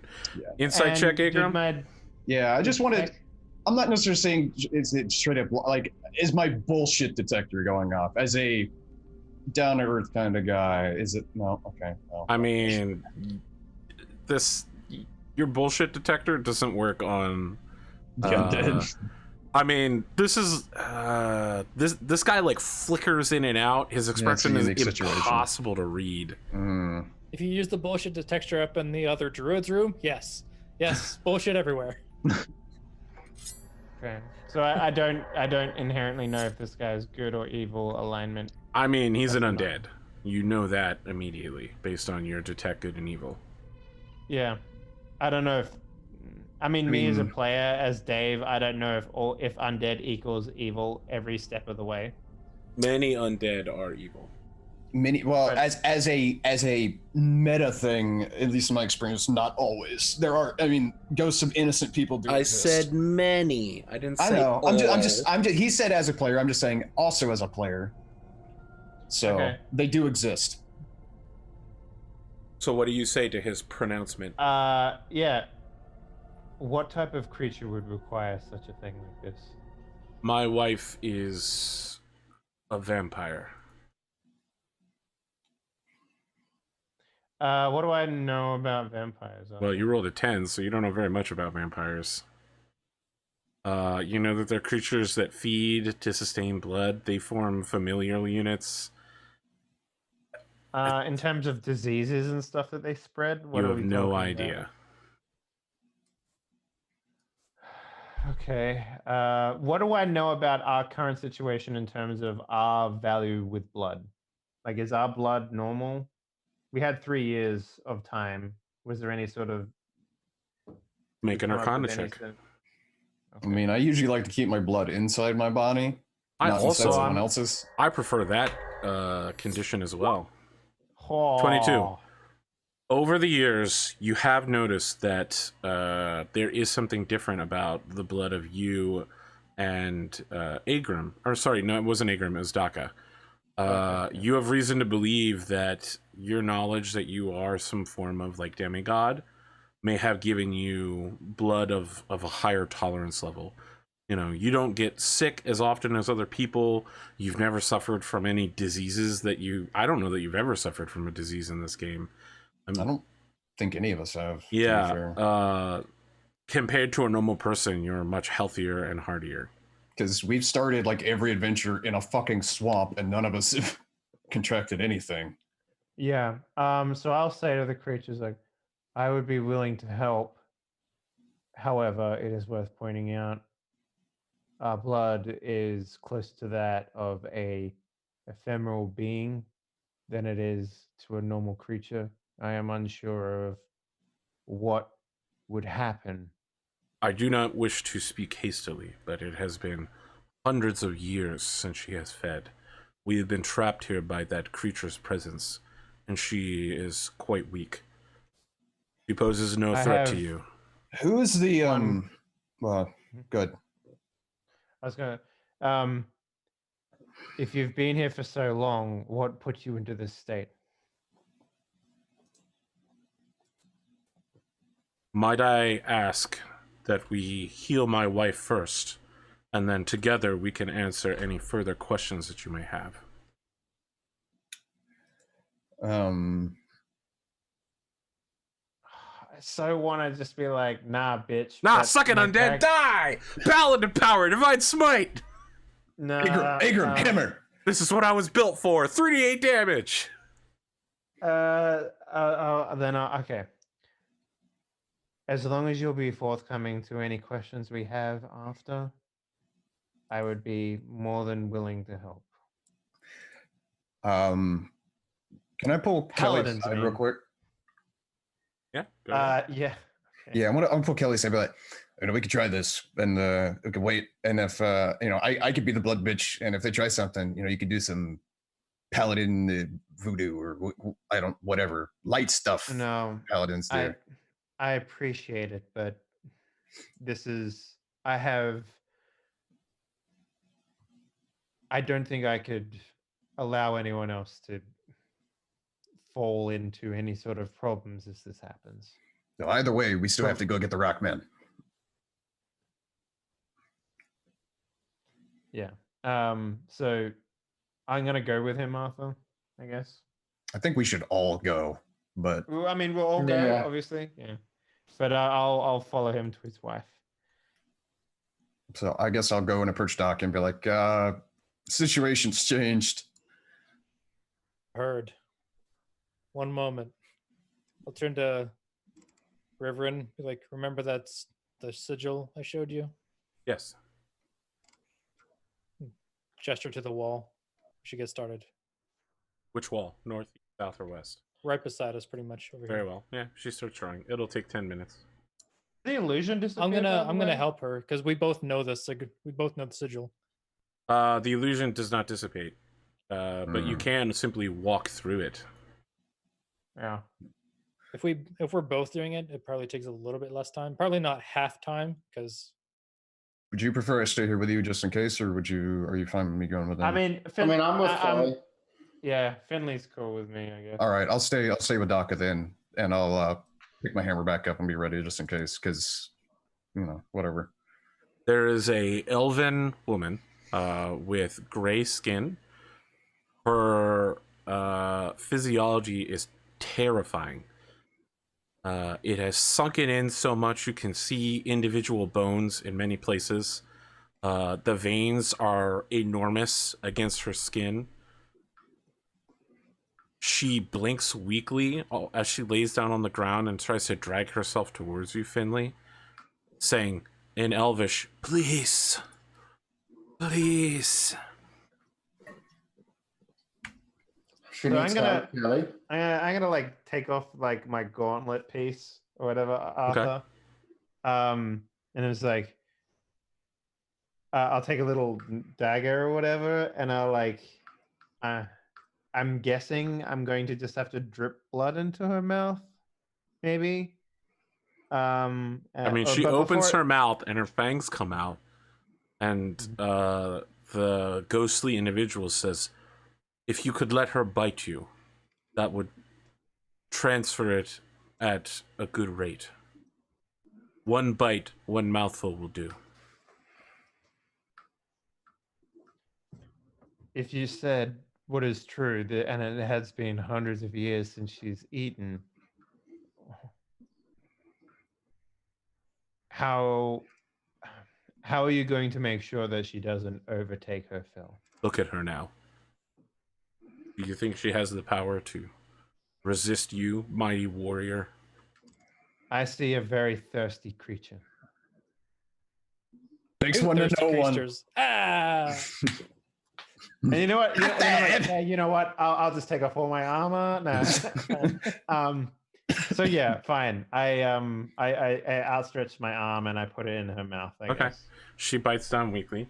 You take 12 points of damage, and your maximum hit points is lowered by 4. All right. Is that like a permanent thing, or does that come back? That after lasts until your rest, or- next long rest. Right. That's Okay. not too bad.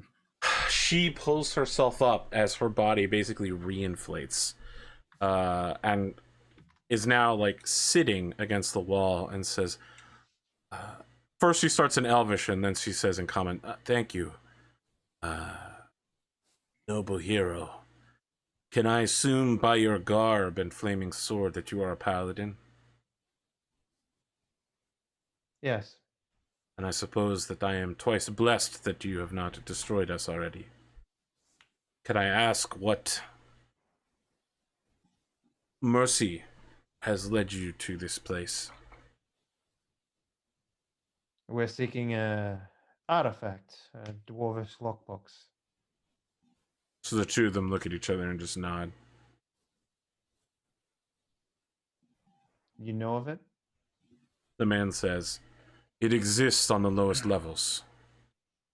We have seen it during our tour. Then you know what guards it or what's down there, correct?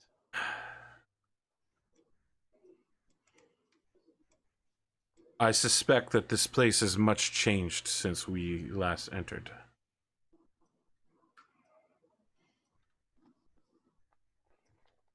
And how is it that you came to be here?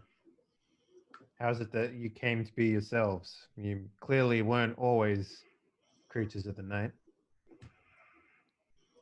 We are some of the firstborn elves. When my wife fell to vampiric influence, I allowed my spirit to be bound in service to her, that she would not be alone. When her creator died, she regained her freedom from spawnhood. And we have spent our extra time together, touring the world, traveling between shadow and shade at night, seeing what we did not in life. About 400 years ago, we stumbled upon this place, and because my wife could enter it, we knew that it was empty of residents. We gathered notes, exchanged theories, hypotheses about this settlement, its purpose, its people who had been long gone, and the goblins that had come to inhabit it since that time. We came to these back tunnels, and that is when the creature arrived. From beyond time and space, it opened a gate on the northern wall. When it arrived here, it would not allow us to leave. It does not sleep. It does not require food, though it wishes to eat. It does not run out of patience. It is a eternal, silent, invisible predator. And with that, we have been trapped in these back rooms for hundreds of years. How do you know that the creature is gone now? And I have simply not spent waiting and waiting? centuries studying its patterns. I am keenly attuned to its movements in a way that you will never learn. Say In we were life, to- I was a ranger.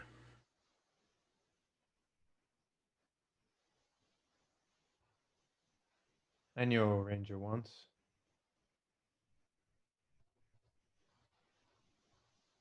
Well, there's plenty of ranger. I mean, I'm sure it's been, 2,000 or more years. I stopped counting at some point, but there's probably plenty of rangers, What do you know of you were around since the beginning of the elves, do you perchance know of the original fate of the eldest god? The two of them look at each other. What do you know of the eldest god?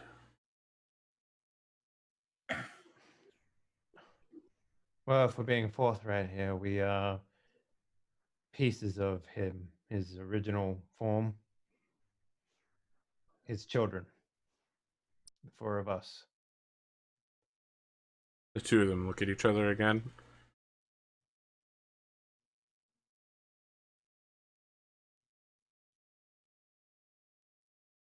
What you say is disturbing. That is not among the possibilities that we had been informed.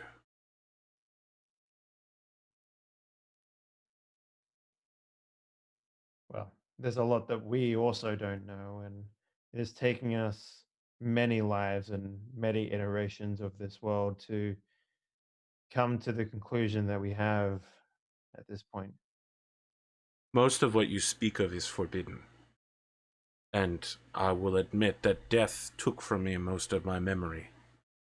But I can say this to you, because you have shown me courtesy, respect, and you have aided me at a time when you could have destroyed me with but a thought. When the gods created our people to rule this earth in the place of your masters, we went to war with the remnants of your culture and wiped them out.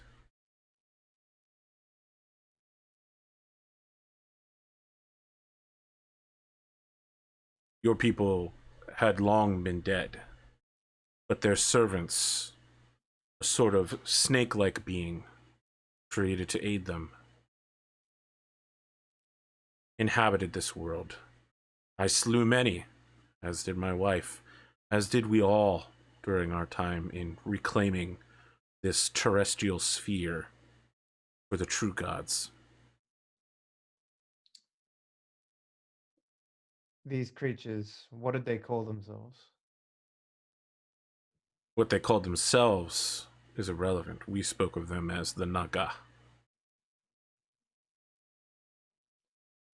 Is he referring to the snake people? Or I was about to Yes. say if Yep. it was the snake people. Yeah. Yep. That's Okay. exactly what he was referring to. And the beings that called them, that were their masters, what were their names? They were a conglomeration of races created by the one you speak of. Some of them were simple forms of light, others were bound magical energy. Still others had a flesh-like form, but we simply referred to them as the predecessors.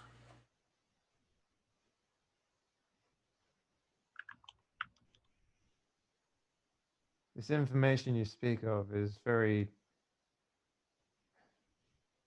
interesting to us and my party. Would you be willing to share what you know? Maybe so that we could record this information ourselves. So he looks at his vampire wife, and she says, to record what we know would be thousands of years of history. Admittedly, our recent history, she says, like as she wipes her fangs off, has been somewhat less mobile, but I doubt that in your lifetimes we could share all that we knew. Is there something specific we can share with you? The downfall, mostly. We were not involved in what you speak of. It happened long before the gods ever imagined the creation of the first race, ourselves.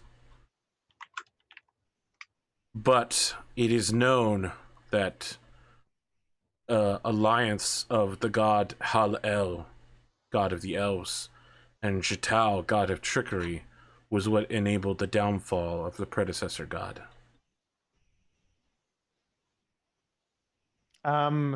Is it possible for Gygax to be like regurgitating this to at least Agram? Oh my god. You know what? Yes, it is possible. Oh, it's so amazing. So Daka, you and Riverin are like carefully creating, like those 90s notebook S signs. I forgot that's what you wanted. Well, you gotta do what? The 3 middle ones, and you gotta do this. I can't even remember. Agram and Gygax three are sitting lines, next to yeah. each other, clicking constantly. Well, what it is I'm getting a click, and then I'll like translate and be like, all right, now they're talking about some thousands of years, trying to get cliff notes, and then go more clicks. Again, I like to imagine is when I'm talking to the ant, my mouth is moving normally, like what I'm thinking of saying, but it comes out as clicks because it's magic. So, then I'll ask, what about a location, ruins we could search for information? I know of many ruins you could search. But if you are looking for information about the old ways, there's only one place you could do so. Among the elves. The woman says, I was once a researcher of some renown, as you may suspect, and my husband was an assistant to me during life and death. Our people kept meticulous records, secret laboratories spread across the land. After the humans' scum rose up, we lost contact with many of those laboratories, but the information was all centralized in our capital. We needed to repeat experiments, even those that were conducted at distant locations. The results had to be verified with control groups. Drumurboy, what was the weapon stuff that is related to us? Sarkor? Do you remember? Was that so? Sarkor? Sarkor. Okay. And does any of this relate to the Sarkor weapons artifacts that are around at the moment? So they've looked at each other a couple of times during this situation, and you're sure they're exchanging significant PC glances. They just stop talking when you say that for a couple of seconds. You haven't seen this elven warrior look nervous yet. And again, his face is kind of shadowy as his spectral existence flickers in and out, but he says, the predecessors, their remains, when we discovered them, contained vast magical energies.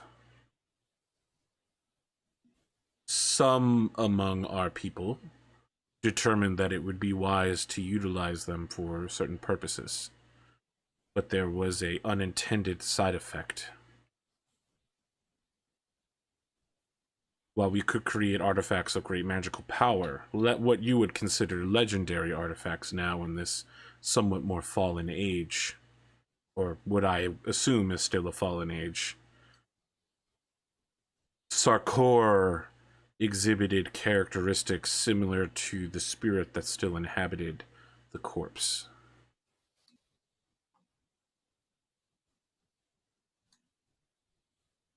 So it retained a personality? Is that what you're saying? They are beyond sentient items. They do not simply retain personality. They retain their soul and may refuse their services to any who attempt to abuse them, should they not align with the goals. Where one might overcome a sentient item through pure force of will, a Sarkor is closed to all but those who align with it. Do you know of any relics of the Sarkor? The two of them look at each other again. And he says, I have seen several throughout my life, but I do not know the location of any now.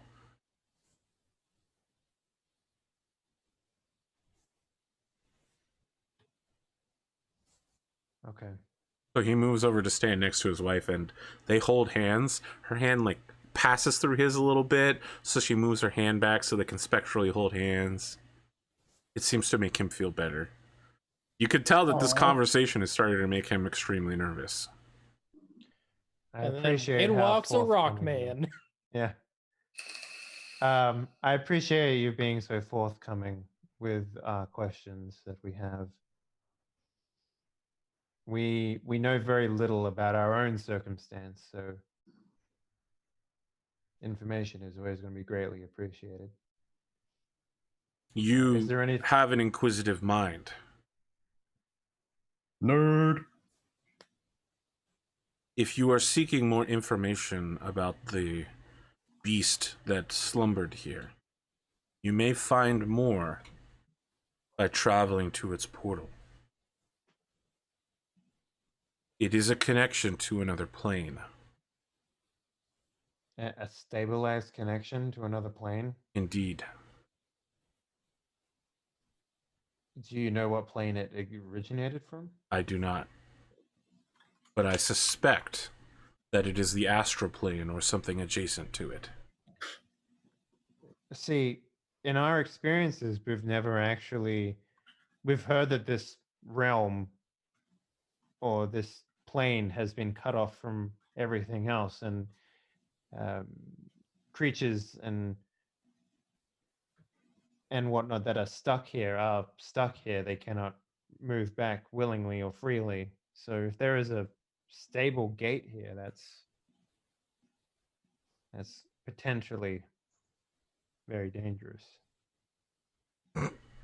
And he turns and looks at the camera and says, we could learn more about how dangerous it is when we return from our break. Oh. Also, Twitch Prime. Which Prime?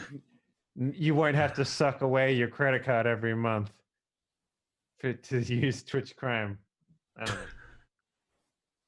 We'll be back for Right. the second half in about 8 minutes. Stick around, guys. Swish. I would love